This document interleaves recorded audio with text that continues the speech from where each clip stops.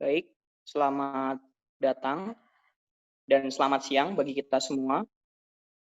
Yang kami hormati, eh, Ibu Ketua Program Studi Sistem Informasi, beserta Bapak Ibu dosen, pembicara, serta moderator, dan yang kami kasihi, para peserta sekalian.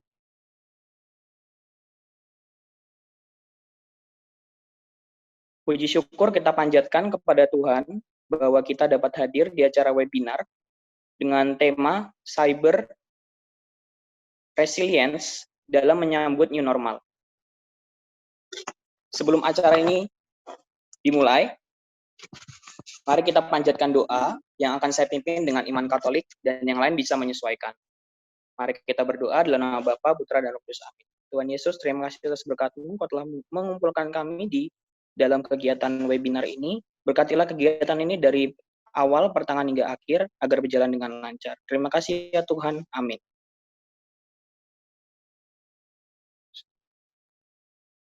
Mari bersama-sama dengan sikap yang baik, kita dengarkan lagu Kebangsaan Indonesia Raya.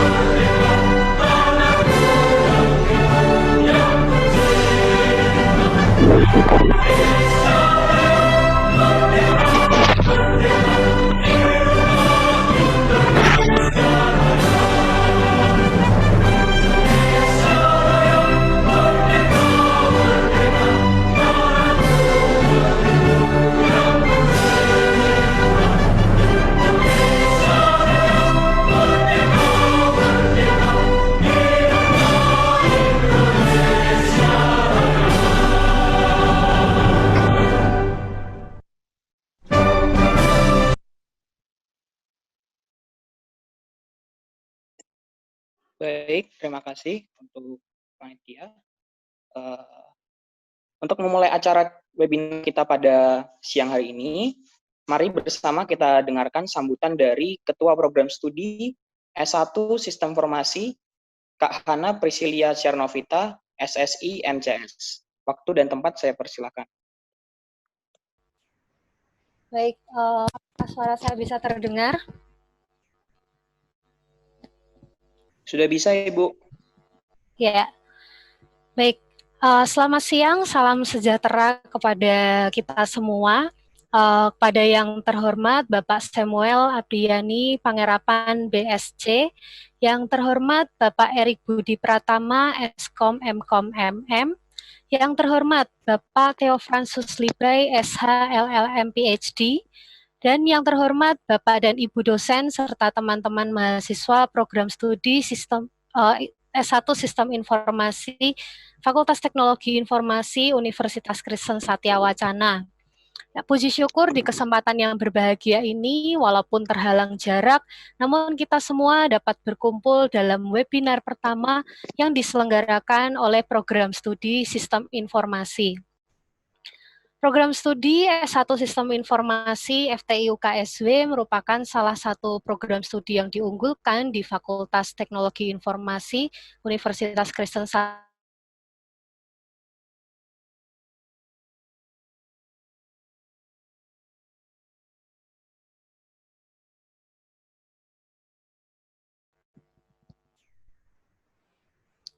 Baik, apakah sudah masuk? Ya, saya lanjutkan. Sebagai program studi unggulan dengan status akreditasi A, maka perlu menjaga kualitas baik dari segi tridharma perguruan tinggi. Nah, seri webinar ini dibuat untuk menambah pengetahuan bagi para pengajar dan terutama mahasiswa mengenai topik-topik bahasan yang relevan dengan situasi terkini yang akan disampaikan oleh pembicara dari Kementerian Kominfo, ISAKA, praktisi, dosen, dan kedepannya juga nanti kami akan mengundang alumni dari S1 Sistem Informasi. Harapannya mahasiswa atau peserta webinar bisa mendapatkan pengetahuan yang terkini, terbaru, dan syukur kalau ada peluang menjadi topik tugas akhir. Saya ucapkan terima kasih banyak kepada para pembicara yang telah berkenan menjadi pembicara dan membagikan pengetahuannya dalam webinar ini. Akhir kata, selamat mengikuti webinar. Semoga dapat memberikan manfaat yang besar bagi kita semua. Terima kasih, Tuhan memberkati. Baik, terima kasih Kak Hana untuk sambutannya. Oke, saat ini kita akan masuk ke webinar. Maka dari itu saya mengundang Bapak Agustinus Friswijaya, Eskom MCS, selaku moderator pada hari ini. Kepada Bapak Fritz, saya persilahkan. Baik, terima kasih host. Sebelumnya, perkenalkan nama saya Agustinus Friswijaya. Saya akan yang menjadi moderator pada webinar pada siang hari ini dengan topik Cyber Resilience dalam menyambut New Normal. Pertama-tama saya ucapkan selamat datang kepada para pembicara kita pada webinar siang hari ini. Yang pertama, pada yang terhormat Bapak Samuel Abriani Pangerapan, BSc, selaku Direktur Jenderal Aplikasi Informatika, Kementerian Komunikasi dan Informatika Republik Indonesia yang pada siang hari ini akan menjadi keynote speaker webinar. Kemudian yang terhormat juga kepada Bapak Erik Budi Pratama, Eskom Mkom, MM, yang merupakan praktisi dan mewakili ISAKA Chapter Indonesia. Dan berikutnya kepada Bapak Theo Francis Litai, SH, LLM, PhD, yang merupakan tenaga ahli kantor staf kepresidenan Republik Indonesia, yang pada siang hari ini akan menjadi speaker kedua. Kami juga mengucapkan selamat datang kepada yang terhormat pada pimpinan universitas, kepada pimpinan fakultas, dan juga pimpinan program studi S1 Sistem Informasi. Juga yang kami muliakan kepada para peserta webinar pada siang hari ini.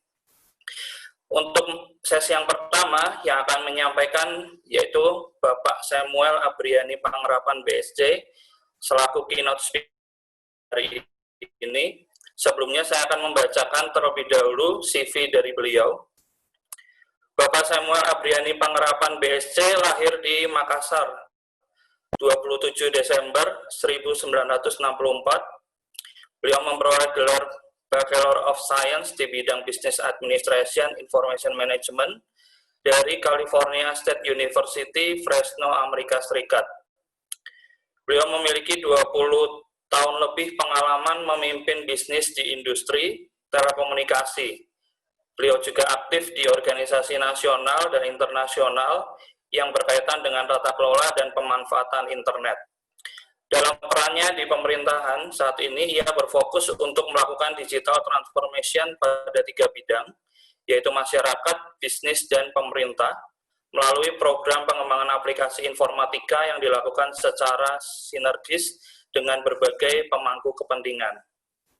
Agar menciptakan iklim yang kondusif bagi masyarakat dalam pengembangan digital ekonomi nasional, sekaligus mampu meningkatkan dan mendorong investasi serta penghasilan ekonomi masyarakat. Beliau percaya bahwa teknologi adalah enabler semata dan mindset untuk bertransformasi adalah yang utama.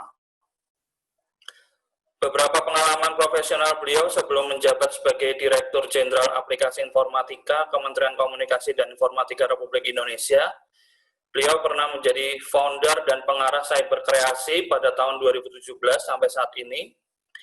Beliau juga pernah menjadi Head of Delegation ASEAN Telecommunication and IT Minister Meeting tahun 2018 sampai 2019, selaku Chairman ASEAN Telecommunication and Information Technology Senior Official Meeting tahun 2018 sampai 2019, pernah menjadi Ketua Umum Asosiasi Penyelenggara Jasa Internet Indonesia atau APJI pada tahun 2012 sampai 2015, Presiden Direktur PT Jasnita Telkomnindo pada tahun 1996 sampai 2016. Nah, itu merupakan CV dari Bapak Samuel Abriani Pangerapan BSC. Nah, kita langsung saja menyimak paparan dari beliau untuk webinar pada siang hari ini. Waktu dan tempat kami persilakan. Terima kasih moderator, very generous of you to read all my CV. Terima kasih, lengkap banget. Saya sendiri nggak tahu, nggak ingat lagi. Pertama-tama saya ucapkan terima kasih atas undangan yang diberikan kepada kami dari juga Universitas Katolik SW-nya apa? Satya Wacana. Memang kalau kita lihat tadi dari judulnya, ini memang terkait cyber resilience. Jadi sebelumnya saya mohon maaf, saya tidak bisa bicara panjang terkait cyber resilience, karena memang terkait keamanan informasi itu bukan lagi menjadi bagian daripada tugas dan fungsi saya, itu sudah dipindahkan ke BSSN, tapi saya akan menyentuh sedikit di akhir sebelum saya menutup bagaimana sih kita ke depannya membangun sebuah cyber resilience di Indonesia. Sebelum saya mulai, mari saya panjatkan puji syukur juga pada Tuhan Yang Maha Esa atas kesehatan yang diberikan pada kita bisa bertemu di sini pada acara webinar nasional terkait cyber resilience. Shalom, salam sejahtera buat kita semua. Jadi presentasi saya akan mengarah kepada tadi yang dikatakan memang menjadi tugas dan fungsi saya bagaimana membawa transformasi di Indonesia. Seperti diketahui beberapa minggu yang lalu Presiden sudah mencanangkan untuk percepatan terjadinya transformasi digital di Indonesia. Kalau kita bicara transformasi digital, apa yang harus kita lakukan, apa yang harus kita siapkan? Ini yang akan saya ini kan dalam framework yang harus dilakukan oleh pemerintah dan sedang dilakukan untuk menuju suatu masyarakat yang fully digital. Mungkin selanjutnya, kalau kita bicara transformasi digital, kebutuhan dasar daripada transformasi digital adalah infrastruktur digital. Infrastruktur digital adalah ibaratnya kita membangun jalan untuk menyambungkan satu sama yang lain, dari satu tempat ke tempat lain, dari satu komunitas lain. Sama halnya di era digital ini, kita perlu suatu infrastruktur dasar supaya setiap orang punya kesempatan yang sama untuk menikmati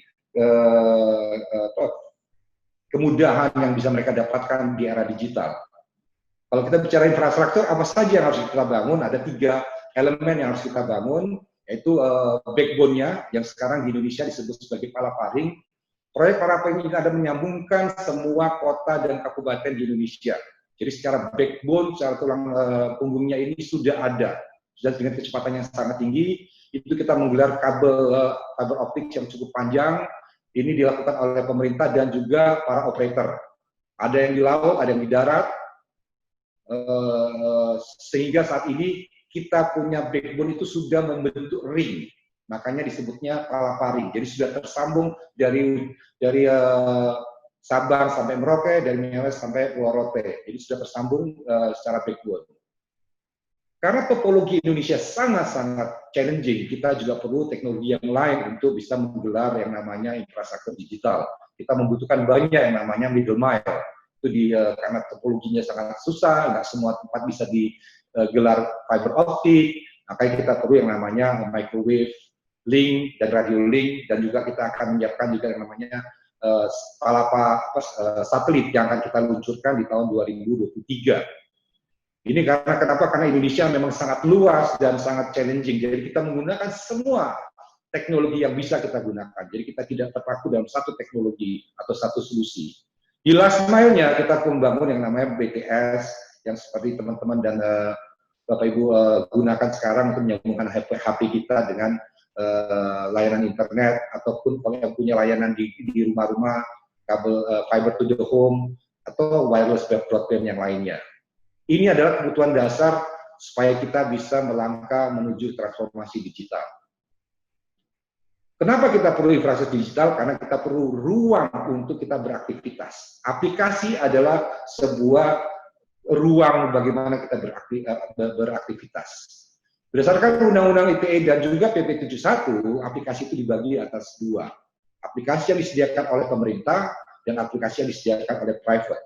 Contoh-contohnya untuk aplikasi di pemerintahan adalah Peduli Lindungi yang sekarang ini sudah banyak di-download oleh teman-teman mungkin.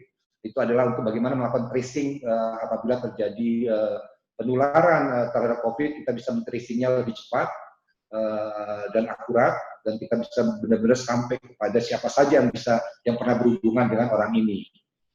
Dan juga kita punya aplikasi lapor, LPSE, Simonas, dan ke pajak pun sekarang sudah pajak online, dan KPK juga punya aplikasi yang namanya Jaga. Ini adalah aplikasi-aplikasi yang disediakan oleh pemerintah. Karena pada akhirnya nanti pemerintah juga harus bertransformasi. Aplikasi yang kedua adalah aplikasi yang disediakan oleh private sector. Ada Gojek, Traveloka, Tokopedia, Bukalapak, Google, Facebook, YouTube, Twitter, dan lain sebagainya.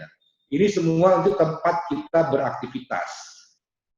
Nah, ini digital aktivitas apa aja? Sekarang kita bisa belajar online. Saat ini kan kita lagi yang namanya seminar online. Kita bisa belanja secara online, kita bisa menikmati entertainment secara online. Saat ini sudah berkembang juga telemedicine dan juga layanan-layanan pemerintah. Intinya nanti semua aktivitas yang tadinya kita lakukan secara offline, kita akan transformasikan bisa dilakukan secara online. Kenapa itu bisa terjadi? Karena tadi kita punya infrastruktur yang memadai, aplikasi yang dibutuhkan oleh masyarakat, dan sehingga masyarakat bisa beraktivitas di ruang digital. Dalam membangun ini kita perlu suatu aturan yang jelas. Karena kalau tidak, transformasi digital kita bisa tidak tercapai seperti yang kita maksudkan. Seperti maksud dan tujuan daripada negara ini didirikan. Transformasi digital harus berpedoman bahwa nobody left behind. Jadi semua orang harus diajak bertransformasi. Makanya tadi saya katakan infrastruktur adalah kuncinya. Nanti kami akan membangun di desa-desa. Desa-desa pun akan tersambungkan dengan internet agar masyarakat desa pun bisa bertransformasi. Untuk itu perlu suatu regulasi supaya tadi arahnya jelas. Kita ibaratkan kita membangun jalan, di jalanan tidak ada rambu-rambu lalu lintas. Bagaimana kondisi jalanan kita? Akan terjadi tabrakan di mana-mana, pelanggaran ataupun hal-hal yang tidak inginkan terjadi. Padahal kita membangun jalan supaya orang bisa menggunakannya dengan lancar. Itulah yang kita sebut dengan regulasi. Regulasi adalah satu aturan untuk memperlancar aktivitas kita. Karena semua orang akan patuh terhadap regulasi yang akan dibuat. Selain regulasi, kita juga perlu pengendalian. Tadi saya ibaratkan sebagai jalan itu ada rambu-rambunya, tapi ada polisinya yang mengawasi. Benar nggak semua itu tertib? Semua mengikuti aturan. Supaya yang namanya transformasi kita itu benar-benar bisa bermanfaat yang besar bagi masyarakat. Kita perlu suatu pengendalian. Pengendalian ini ada tujuan supaya arah itu tetap sesuai dengan maksud dan tujuan kita bertransformasi. Dalam transformasi kita butuh yang namanya sumber daya manusia. Ini kita butuhkan sangat banyak sekali. Dan untuk itu kita melakukan satu strategi bagaimana membangun yang namanya sumber daya manusianya ini bisa bertransformasi di era digital. Karena kita tahu dengan adanya era digital ini banyak sekali juga pekerjaan-pekerjaan hilang, tapi banyak sekali pekerjaan-pekerjaan yang diciptakan dengan adanya digitalisasi ini. Program pemerintah ada tiga tahapan yang kita lakukan. Pertama adalah literasi digital. Target saya sampai 2024 ini adalah meliterasi 50 juta masyarakat Indonesia dengan basic digital skill dan literasi digital atau kesadaran digital. Kok hanya 50 juta? Kenapa hanya 50 juta? Karena kami berharap dari 50 juta ini akan juga mengajari 5 orang lainnya. Satu orang mengajari 5 orang lainnya, dan akhirnya kita bisa benar-benar bertransformasi dan semua orang punya pemahaman yang sama terkait apa itu ruang digital, apa itu kegiatan-kegiatan digital, apa itu skill-skill digital, supaya mereka bisa menyiapkan diri dan menjadi bagian daripada transformasi digital. Kita tidak ingin masyarakat Indonesia bertransformasi digital dan kita hanya menjadi market. Kita harus meningkatkan literasinya, kita harus meningkatkan skillnya, supaya mereka juga bisa menikmati manfaat daripada transformasi digital. Selain literasi digital, kita juga menciptakan yang namanya mempunyai program yang namanya Intermediate Digital Skill.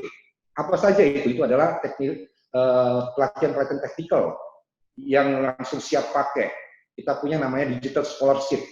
Saat ini kita punya program per tahunnya itu adalah 60.000 scholarship gratis untuk melatih dan bersertifikat. Jadi itu bisa dilakukan secara online dan offline. Selain pada digital scholarship, kita punya namanya Gerakan Nasional 1000 Startup. Apa ini Gerakan Nasional 1000 Startup? Kita menyiapkan talenta-talenta kita yang ingin menjadi entrepreneur. Saat ini sudah ada hampir 1.000 sudah kita menciptakan dan kita perlu meningkatkan kapasitasnya. Ini yang kita selalu memperbaiki program ini. Ini juga kalau teman-teman yang ada tertarik untuk menjadi entrepreneur bisa bergabung dalam program nasional kami dan ikut serta dalam pelatihan menjadi founder menciptakan yang namanya startup baru. Di level C-levelnya pun kita juga menyiapkan, karena kita tahu kita harus punya orang yang mumpuni, yang punya ahli-ahli yang kuat. Karena kalau tidak nanti ini diisi oleh tenaga-tenaga ahli dari luar. Padahal kita ingin mempunyai arah. Kalau itu yang namanya high skill level ini diisi oleh orang-orang dari luar, arahnya kita tahu tidak akan sesuai dengan maksud dan tujuan kita. Makanya kita perlu menyiapkan itu. Kita punya program namanya Digital Leadership. Ini sampai bergelar S2 dan S3 kalau memang teman-teman juga ingin mengakses program kami. Memang ini agak terhambat selama COVID, tidak ada terjadi rekrutan karena di negara tujuannya pun juga di stop karena mereka nggak mau ada kunjungan dari negara lain. Tapi kalau nanti setelah COVID teman-teman mau ikut program ini juga bisa mengakses dari website kami. Selanjutnya adalah kita kalau sudah punya skillnya kita harus bisa mengakses yang namanya teknologi penunjang. Karena kita tahu kita juga bukan pencipta teknologi, tapi kita harus punya akses supaya kita punya knowledge yang sama bagi masyarakat yang di dunia. Apa saja teknologi penunjang yang perlu kita sediakan adalah contohnya cloud. Cloud kita lihat sekarang pemerintah sudah mendorong pemain-pemain internasional untuk masuk ke dalam marketing kita. Mungkin teman-teman juga tahu Google Cloud sekarang sudah ada di Indonesia. Dan Google ini akan membangun cloud-nya bukan hanya untuk Indonesia tapi untuk kawasan. Artinya apa? Di sini akan membutuhkan banyak tenaga ahli yang ngerti cloud. Ini juga suatu peluang. Nah, untuk itu juga kita akan bisa mendapatkan akses terhadap teknologi big data. Dari big data inilah kita perlu para talenta yang ngerti bagaimana menganalisa data-data ini, big data analytics, Internet of Things, artificial intelligence, 3D printing, driverless car, drone, dan lain-lainnya. Ini kita harus membuat teknologi ini bisa diakses oleh masyarakat Indonesia. Kenapa kita harus bisa mengakses? Karena teknologi itu akan berkembang. Kalau kita bisa membekali masyarakat kita atau anak-anak muda kita dengan teknologi-teknologi ini, dan pada saat 5 tahun ke depan teknologi itu sudah berubah, kita sudah menjadi pemainnya, bukan lagi pengguna. Kita menjadi pemainnya. Mungkin kita membuat satu inovasi-inovasi baru di teknologi yang ada saat ini. Karena di dalam era digital, teknologi sangat dinamik. Dan perlu sentuhan-sentuhan dan ide-ide brilian untuk menjadikan teknologi ini menjadi lebih baik dan dengan inovasi-inovasi yang baru. Nah, untuk itu kita siapkan juga program namanya riset dan inovasi. Jadi sudah punya akses terhadap SDM-nya ditingkatkan, akses terhadap teknologi, riset dan inovasinya harus tetap selalu dilakukan. Dengan building block ini kita akan melakukan transformasi di tiga pilar. Pemerintah, masyarakat, dan ekonominya. Di pemerintah kita siapkan adalah next. Nah, ini yang sekarang ini. Jadi pemerintah juga membenahi dirinya. Kita akan bertransformasi. Kita punya aturannya ini terkait dengan Perpres SPBE, sistem pemerintahan berbasis elektronik. Jadi pemerintah akan membangun yang namanya komputasi awan atau government cloud. Untuk apa? Untuk memberikan layanan kepada masyarakat lebih baik. Dan kita tahu kita nggak bisa menyediakan semua cloud. Yang akan disediakan oleh pemerintah hanya terkait hal-hal yang strategis. Yang lainnya kami tetap menggunakan layanan cloud yang ada di masyarakat. Selain daripada komputasi awan, kita juga membangun namanya government network atau jaringan pemerintahan. Ini untuk apa? Untuk supaya tadi resilient. Saat ini topologi jaringan pemerintahan itu sangat-sangat lemah karena kita nggak tahu nyambungnya dari mana. Kedepannya kita akan membuat satu topologi supaya kita tahu setiap orang yang tersambungkan di jaringan pemerintah teridentifikasi. Jadi kan di pemerintahan ada back-end-nya itu juga tahu instansi mana saja yang tersambungkan. Dan itu siapa saja yang mengakses. Dan itu masyarakatnya kita punya aplikasi, kita akan membangun super app, jadi masyarakat menyambung dengan layanan pemerintah dengan adanya super app yang kita akan ciptakan. Di masyarakat digital, tadi saya sudah sampaikan, next Pak. Ini adalah kita membangun literasi, kita memberikan,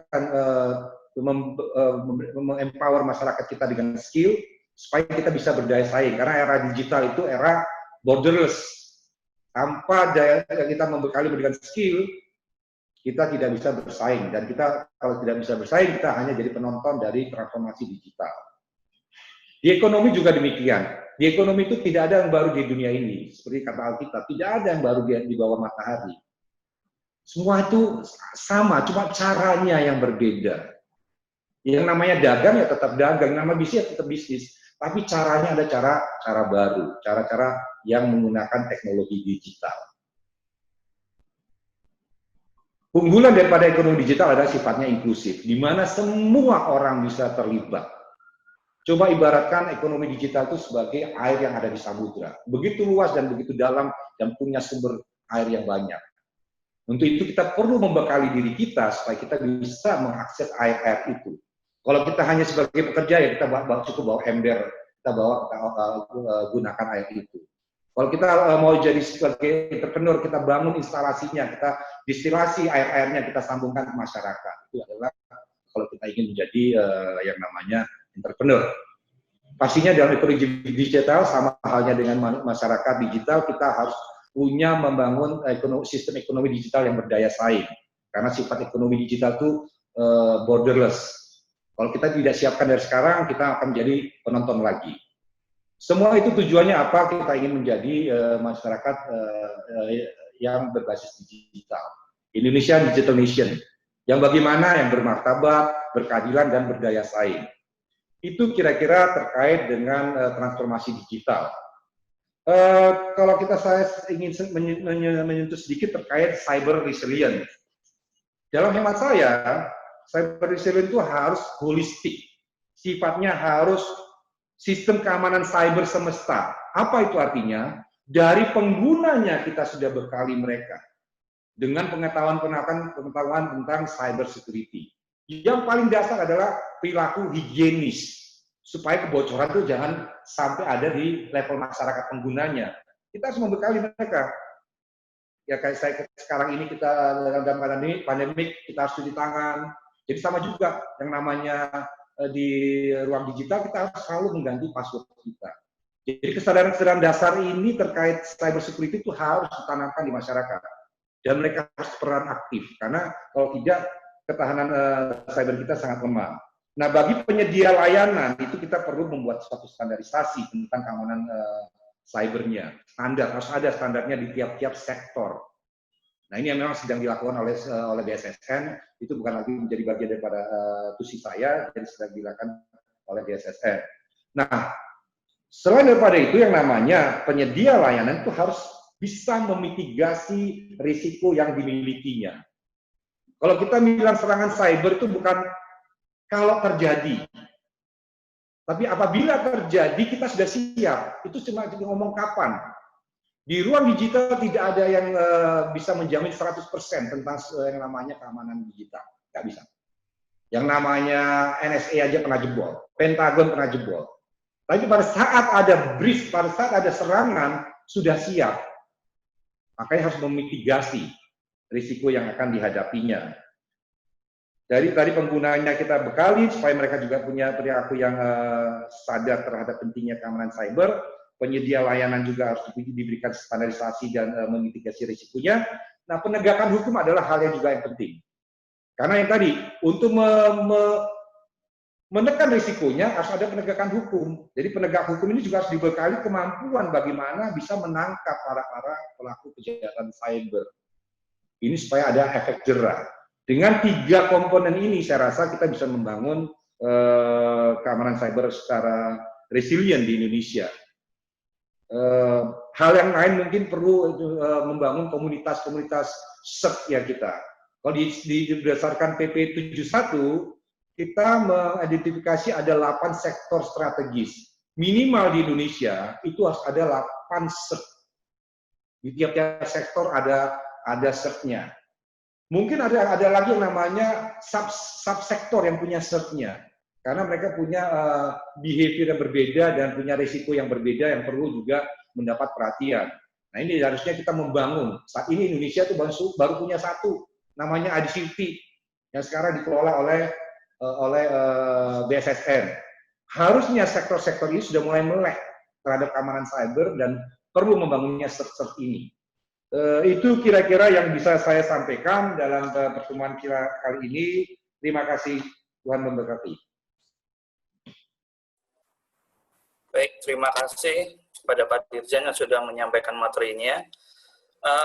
Kalau boleh saya simpulkan secara singkat saja, berdasarkan hasil paparan dari Pak Dirjen, jadi di dalam era new normal ini atau era digital saat ini, teknologi itu sangat dinamis. Beberapa program pemerintah untuk mewujudkan Indonesia Digital Nation adalah literasi digital, digital leadership, dan teknologi penunjang. Kemudian Indonesia Digital Nation memiliki 3 pilar, yaitu pemerintahan digital, masyarakat digital, dan ekonomi digital. Tujuannya untuk mewujudkan Indonesia bermartabat dan berdaya saing melalui teknologi informasi. Dan di dalam ruang digital itu harus higienis juga. Seperti saat ini kita harus menjaga kebersihan, gitu ya. Nah, baik kepada para peserta yang ingin mengajukan pertanyaan, silakan bisa ajukan lewat grup chat yang ditujukan kepada Pak Dirjen, karena Pak Dirjen infonya nanti jam 2 ada kegiatan lain ya Pak ya. Silakan kalau yang mau mengajukan pertanyaan, saya buka 3 penanya.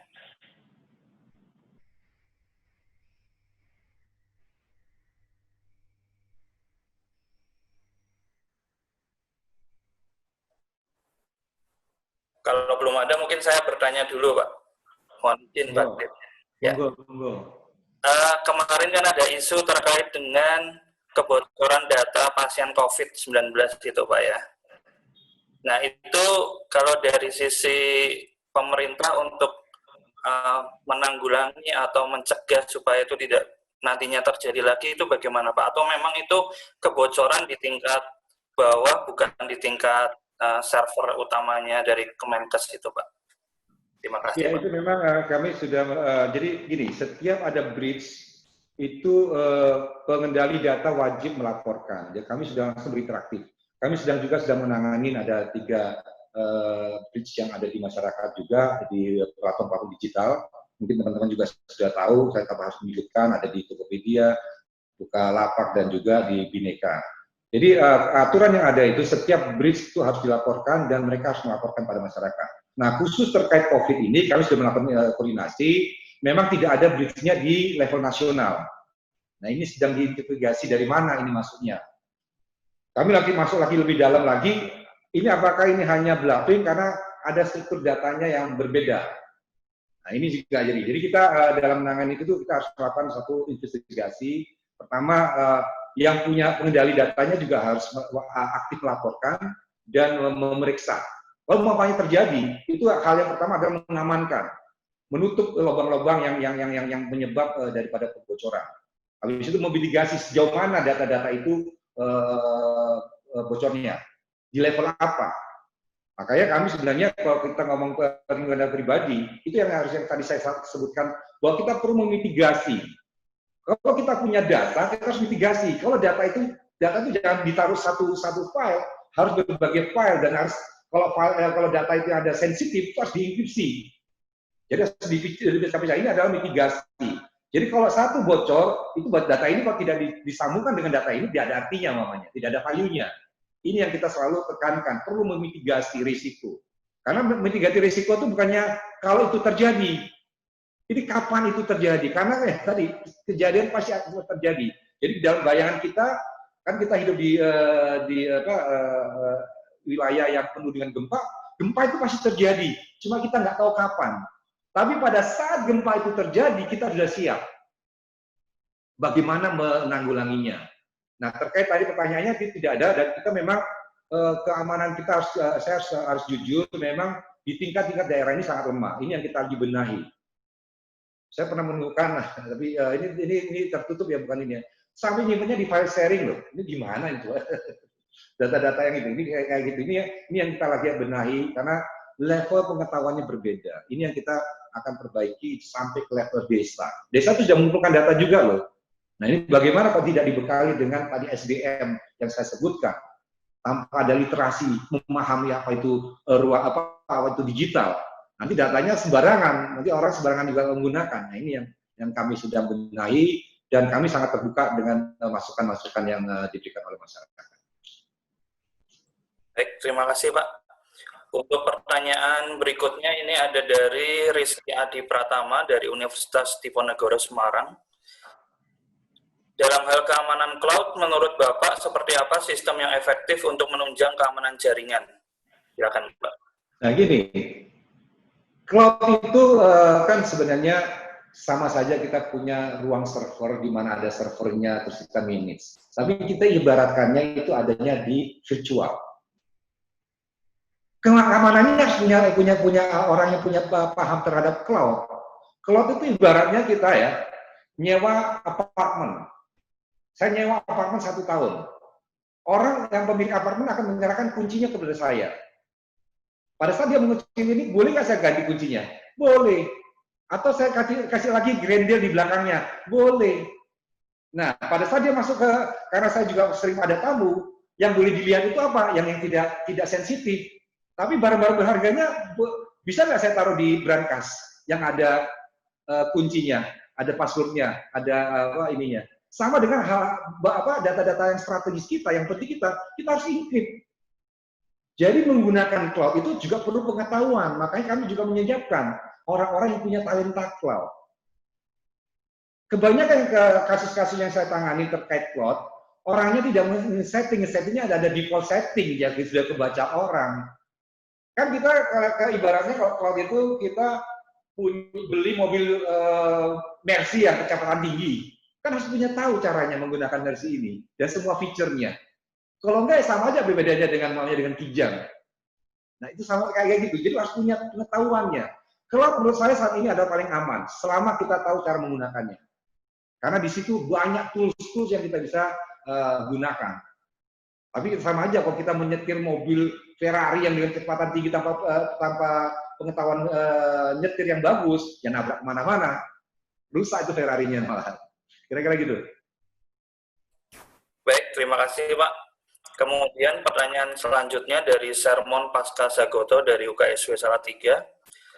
Untuk digital talent scholarship, apakah Kementerian Kominfo bekerjasama dengan platform online, belajar online seperti Skill Academy, Ruang Guru, dan lain-lain, kemudian apakah mahasiswa atau fresh graduate bisa mendaftarkan diri ke Digital Talent Scholarship?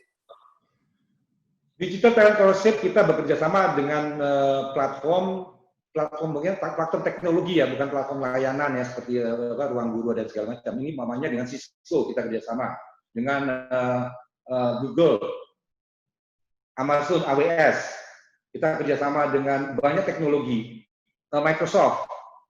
Nah, kalau biasanya kalau dengan mereka kan harus bayar tuh sertifikasinya, di sini gratis. Kita kasih, kita sediakan 60.000 dan itu ada banyak macam itu sertifikat yang diberikan. Jadi teman-teman bisa milih, bisa akses ke websitenya tadi ada ini bisa diakses tentang digital talent kominfo.go.id. Jadi itu yang kita kerjasamanya penyedia teknologi karena kan yang diajarkan teknologinya itu kira-kira supaya mereka punya sertifikat nantinya. Baik, terima kasih Pak. Sekedar info juga UKSW sudah ditunjuk ya Pak, salah satu universitas yang menyelenggarakan DTS. Benar, kita kerjasama. Kita harus kerjasama dengan semua. Beberapa batch yang lalu. Benar. Ya, baik. Pertanyaan terakhir, pertanyaan ketiga ini Pak, dari Diwa Oktario, UKSW. Sebelumnya, maaf, ada Lauvi Saputra. Saya izin bertanya mengenai statement tidak adanya sistem yang aman baik on-cloud maupun on-premise. Apa langkah-langkah yang akan dilakukan pemerintah dalam memitigasi baik untuk aset BUMN maupun swasta, dan apa peran penting BSSN dalam hal tersebut? Terima kasih. Saya nggak mengatasnamakan langsung, tapi kira-kira gini. Makanya tadi saya katakan standar keamanan itu harus ada. Jadi harus diterbitkan. Sektor ini standarnya bagaimana? Sektor ini bagaimana? Karena mereka punya risiko kan berbeda-beda, perbankan berbeda. Jadi di tiap-tiap sektor itu harus ada standar tentang keamanan yang harus dipatuhi. Kedua yang tadi saya bilang harus ada kewajiban untuk memitigasi risiko. Contohnya, kalau satu bank diserang, itu dia sudah memitigasi sistem backupnya jalan yang ada ini dalam waktu berapa lama umpamanya. Kita kan pernah tahu yang namanya Estonia itu kan pernah diserang, mati satu negara. Ini juga kita harus siapkan. Kalau sampai ada serangan yang bisa secara masif, apa langkahnya? Itu harus kita siapkan. Kita harus siapkan mitigasinya dan kita siapkan backupnya. Setelah mengetahui risikonya atau kita setelah mitigasi tahu risikonya, kita siapkan langkah-langkahnya. Dan pasti harapan kita itu tadi masyarakat itu harus keamanan semesta. Kalau serangan dari dalam kita gampang. Kalau serangan dari luar namanya cyber war namanya. Ini juga maka kita perlu meningkatkan SDM kita. Malah saya berpikir lebih jauh lagi. Malah kalau bisa semua orang punya sertifikat keamanan cyber itu kalau bisa terdaftar. Supaya apa? Kalau di negara membutuhkan itu bisa dipanggil. Itu dilakukan oleh Prancis. Prancis itu semua orang yang punya keahlian tentang keamanan cyber yang punya sertifikat itu terdaftar. Ya tadi ada kalau serangan dari dalam ya kita bisa mitigasinya gampang. Tapi kalau serangannya dari negara lain namanya yang ingin mematikan layanan secara keseluruhannya, karena begitu kalau kita masuk ke pemerintahan berbasis elektronik, kalau kita lemah, sistem kita diserang, itu kolaps tuh. Itu pastinya akan kita mitigasi dan sebelum masuk ke sana akan kita mitigasi. Makanya nantinya ini namanya transformasi. Offline online-nya tetap kita jalankan sampai benar-benar kita menemukan kita memitigasi secara detail apa-apa risikonya dan sudah mengantisipasi apabila itu terjadi. Itu kira-kira. Dan mungkin kita perlu juga ahli-ahli cyber security yang diciptakan oleh Satya Wacana. Ini kita perlu banyak. Perlu diketahui kita itu per tahun kita perlu talent digital ya, 600.000 talent digital. Salah satunya di dalamnya ada cyber security. Karena kita kalau waktu transformasi kita butuh tenaga-tenaga talent yang mumpuni untuk memprotek Indonesia. Yang kedua tadi terkait sudah ya? Sudah Pak, karena durasi waktu Pak. Oke, matur nuwun. Terima kasih banyak Pak Dirjen sudah menyempatkan waktu untuk berbagi. Mungkin Bapak mau ada kegiatan lain? Ya, saya mau pamit sekalian. Terima kasih Pak Dirjen atas waktunya. Sampai ketemu lagi. Selamat siang Pak. Ya. Baik, rekan-rekan sekalian, kita akan melanjutkan untuk webinar pada siang hari ini kepada pembicara kedua, pembicara berikutnya, yaitu Bapak Erik Budi Pratama, Eskom, Mkom, MM, CXXF, COSWP, CSJU.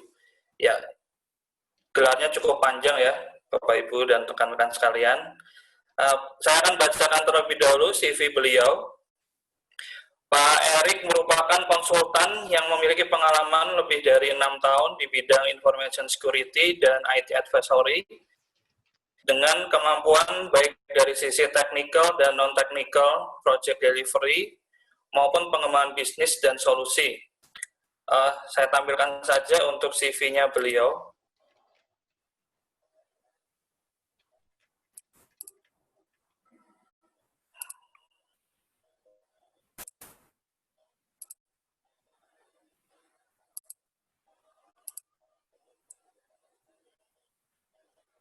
Ya. Pak Erik Budi Pratama memiliki pengalaman kerja di cybersecurity dan IT advisory, kemudian juga lulusan dari Sarjana Teknik Informatika Universitas Bakri, Magister Ilmu Komputer Universitas Budi Luhur, dan Magister Manajemen Universitas Bakri.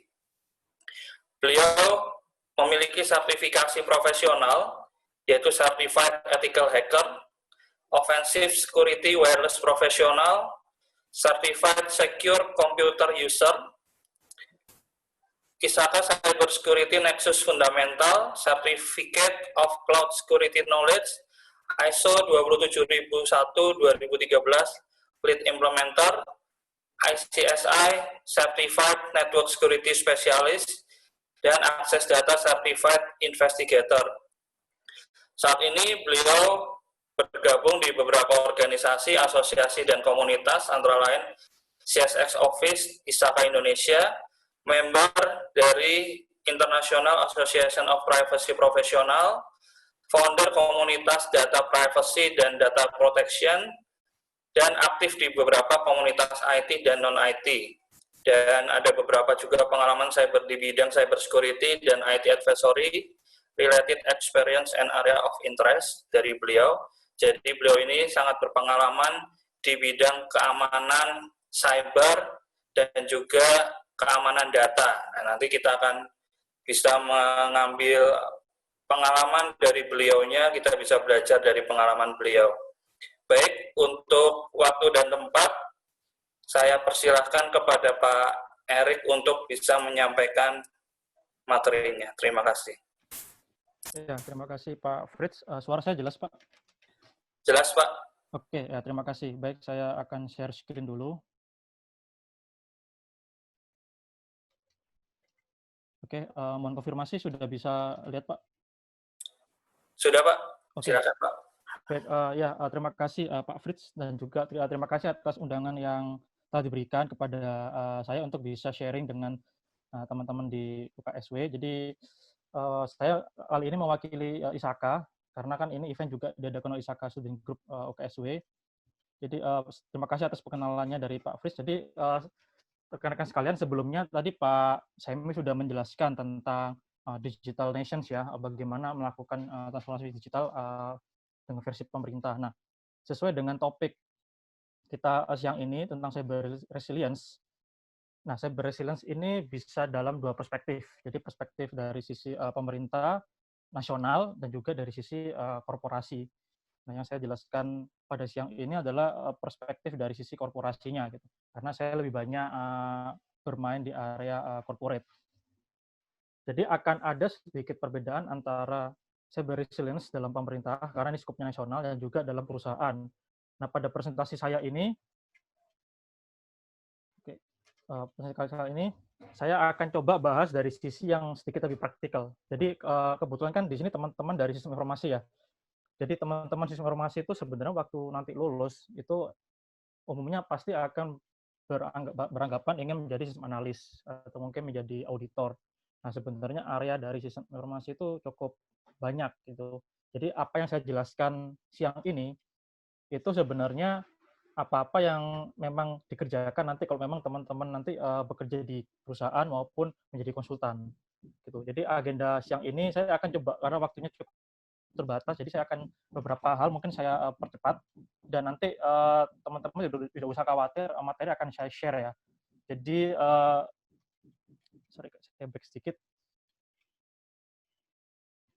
Oke, jadi nanti teman-teman bisa cek aja Medium saya atau SlideShare. Ini biasanya di dua media ini saya akan share materinya. Mungkin bagi teman-teman yang nanti ketinggalan ya.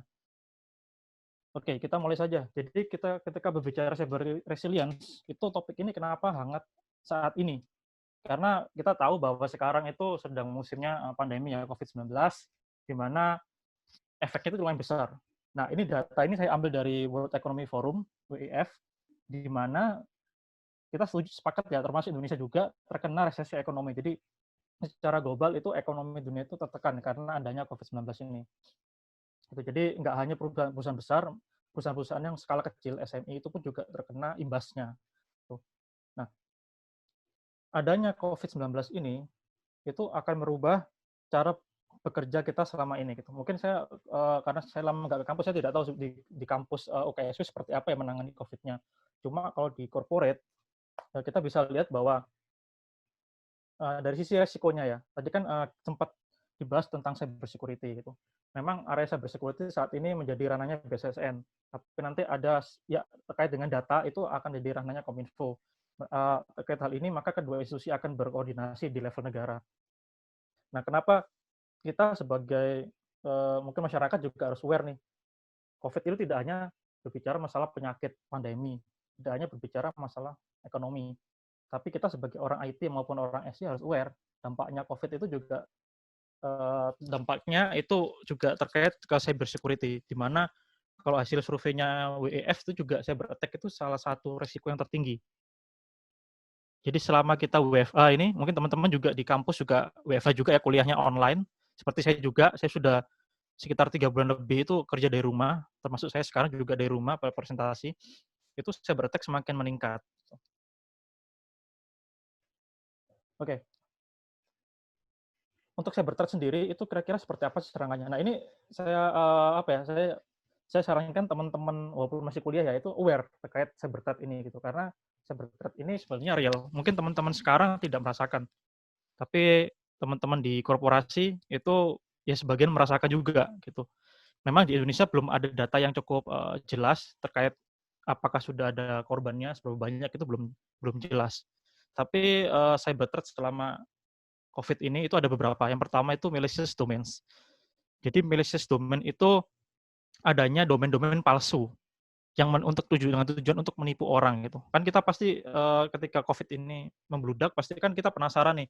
Wah, kita mau dong cari-cari info tentang COVID, tentang corona. Kita googling dengan kata kunci misalnya COVID atau corona. Nah, untuk orang-orang tertentu, misalnya dokter, petugas kesehatan maupun yang terkait itu mereka kan juga pasti penasaran. Mereka ingin update data segala macam. Nah, kadang ini menyambung ke yang poin kedua tentang scamming atau phishing. Itu kadang teman-teman kita di kesehatan itu mereka kurang aware terkait security.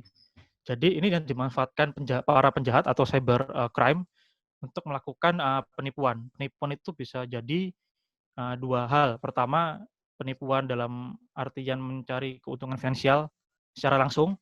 Jadi misalnya attacker dia membuat email, terus membuat virus atau malware ya, disusupkan ke email atau ke website palsu misalnya, sehingga kita mengklik dan setelah diklik virusnya terinstall, nah udah akhirnya komputer kita kena ransomware misalnya. Nah, itu salah satunya. Atau yang kedua itu pencurian informasi sensitif. Ini kejadian di beberapa negara itu banyak attacker yang mengatasnamakan WHO itu mengirimkan email ke lembaga-lembaga negara. Sehingga ketika, oh ini dari WHO, pas diklik ternyata itu malware. Dan ternyata tanpa disadari, ya ada yang terkena ransomware, ada yang tiba-tiba datanya, informasi rahasianya terekspos. Nah, kita kan juga aware kan sekarang dalam tahun 2019-2020 ini beberapa e-commerce kita ya terkena data breach ya, mulai dari e-commerce warna merah, e-commerce warna hijau, e-commerce yang satu lagi gitu. Belum lagi government juga kena juga. Kemarin itu ada data COVID, terus data-data KPU diekspos lagi, data kepolisian dan segala macam. Itu terjadi seperti itu. Nah, itu yang teman-teman harus aware. Nah, yang paling penting juga kita sebagai masyarakat itu harus aware terhadap kerawanan bekerja dari rumah, vulnerability of working from home, di mana kita juga jadi target sebenarnya. Karena yang biasanya kita kerja di kantor, sekarang ternyata kita dari rumah. Nah, itu attacker itu sekarang semakin canggih, semakin pintar dan advance. Jadi mereka misalnya, ada misalnya ada attacker yang dia mengerti nih UKSW itu seperti ini loh orang-orangnya, atau mungkin dia udah profiling. Nah, dia tahu nih, oh UKSW mengadak ini ya, selama COVID itu dia WFH menggunakan platform X. Terus jam kuliahnya seperti ini. Nah, bisa jadi attacker yang cerdas itu dia memang persistence ya, sabar dengan sabar berusaha mencari celah, dia bisa aja mengeksploitasi misalnya dosen atau mungkin bahkan mahasiswa itu sendiri. Nah, itu macam-macam. Itu yang kita harus aware. Makanya kita sebagai masyarakat, tadi Pak Semi juga sudah menyebutkan cyber hygiene ya. Jadi cyber hygiene itu hal basic yang dapat kita lakukan untuk mencegah diri kita dari kerentanan keamanan informasi. Nah, ini saya rangkum jadi dari beberapa sumber. Sebenarnya kalau untuk perusahaan itu apa sih yang harus dilakukan untuk menyiapkan diri untuk new normal? Sebenarnya tidak hanya waktu new normal, tapi during COVID pun kita harus menyiapkan hal-hal berikut. Yang pertama itu kita gini, teman-teman kalau misalnya saya nggak tahu di sini apakah teman-teman banyak yang memahami tentang cyber security ya. Cuma nanti kalau ketika teman-teman sudah menjadi praktisi, itu teman-teman akan aware bahwa ketika berbicara tentang keamanan informasi, itu kita berbicara tentang aset yang kritikal maupun layanan yang kritikal. Nah, menentukan kritikalitas aset itu sangat penting. Itu nanti ada kaitannya dengan materi yang di belakang-belakang nanti tentang business continuity. Itu ada kaitannya nanti. Kenapa critical asset harus diidentifikasi? Karena kan kita sebagai manusia pasti punya batasan ya, baik itu dari kapasitas kita maupun dari sisi misalnya perusahaan, dari sisi budget perusahaan juga terbatas, kemampuan teknologi juga terbatas. Nah, oleh sebab itu kita nggak akan bisa memprotek semuanya. Makanya dibilang tadi, ketika berbicara cyber security itu kita tidak bisa berbicara 100% sistem kita aman. Itu nggak mungkin, nggak akan ada. Tadi kan disebutkan Pak Semi juga NSA, White House, dan pemerintah Indonesia pun sering juga kecolongan, datanya sistemnya sering dibobol, datanya mungkin juga ke-expose juga. Nah, itu kita harus pilih dan pilah gitu. Kita harus bisa menentukan mana aset kritikal yang harus kita proteksi dulu. Itu yang penting. Nah, yang kedua, itu kalau di perusahaan, itu ketika terjadi COVID, itu perusahaan itu mengupdate business continuity plan-nya. Nanti akan saya jelaskan business continuity plan itu apa. Cuma intinya adalah business continuity plan itu adalah perencanaan bisnis di mana bisnis itu harus tetap berjalan, harus bisa survive meskipun ada disaster. Nah, COVID ini kan salah satu disaster ya, apalagi ini pandemik ya, efeknya meluas itu. Tidak hanya berbicara masalah kesehatan, tapi ke dampak ekonomi juga gitu. Karena kan kita sadari bahwa COVID ini kan ada dua impact-nya. Pertama dari sisi kesehatan ya, human safety dan health, dan juga ekonomi. Nah, tapi bagi orang praktisi IT dan cyber security, kita melihatnya juga ada yang faktor ketiga lagi, akan ada dampak terkait dengan keamanan informasinya. Gitu. Dan yang paling penting ketiga yang saya highlight adalah menerapkan cyber resilience culture. Nah, ini yang akan kita bahas di siang ini gitu. Nah, bagaimana sih cyber resilience itu sebenarnya? Oke, jadi kan kalau sebelumnya Pak Semi sudah menjelaskan, kalau kita berbicara cyber resilience itu perspektifnya itu luas. Kita tidak hanya berbicara masalah keamanan informasi, tidak hanya berbicara teknologi, tapi kita berbicara secara overall ya, holistik. Nah, di sini menurut perspektif saya ambil dari referensi kantor saya, KPMG, itu ada namanya enterprise resilience, jadi ketahanan organisasi. Ini terlepas apapun organisasinya, bisa saja kampus, bisa saja perusahaan. Itu at least kalau yang ini itu karena ini lebih ke komersil, ini untuk perusahaan-perusahaan yang bersifat komersil ya. Komponennya enterprise resilience itu bisa bermacam-macam, cuma untuk yang bersifat korporasi itu akan dirangkum jadi 3 hal ini. Saya nggak akan bahas tentang financial sama komersil karena itu di luar bahasan kita siang ini. Cuma ingin saya sampaikan, ketika berbicara enterprise resilience, itu pasti perusahaannya namanya juga profit ya. Namanya orang bikin perusahaan pasti mencari profit. Tentunya dampak finansial itu cukup penting. Ketahanan finansial itu penting bagi perusahaan. Dan kedua, itu terkait market, commercial resilience. Nah, ini yang dua area ini yang di luar ranahnya security sebenarnya. Cuma itu mengimpact juga nanti. Kenapa? Karena contoh nih, sekarang karena adanya komersial ini ya, efek dari COVID, jadinya permintaan pasar itu semua menurun. Hampir semua permintaan pasar menurun. Bahkan data dari Kementerian Keuangan, saya baca terakhir itu juga indikator-indikator ekonomi itu melemah. Sehingga permintaan pasar pasti akan berubah atau ngedrop gitu. Itu mungkin terjadi sampai beberapa bulan ke depan. Tapi saya nggak akan bahas itu, saya akan lebih fokus ke operational resilience itu. Jadi ketika kita berbicara cyber resilience, sebenarnya cyber resilience itu partnya dari operational resilience. Di mana kalau sebagai perusahaan, operational resilience itu bagaimana memastikan perusahaan tetap bisa berjalan meskipun dihantam oleh krisis gitu.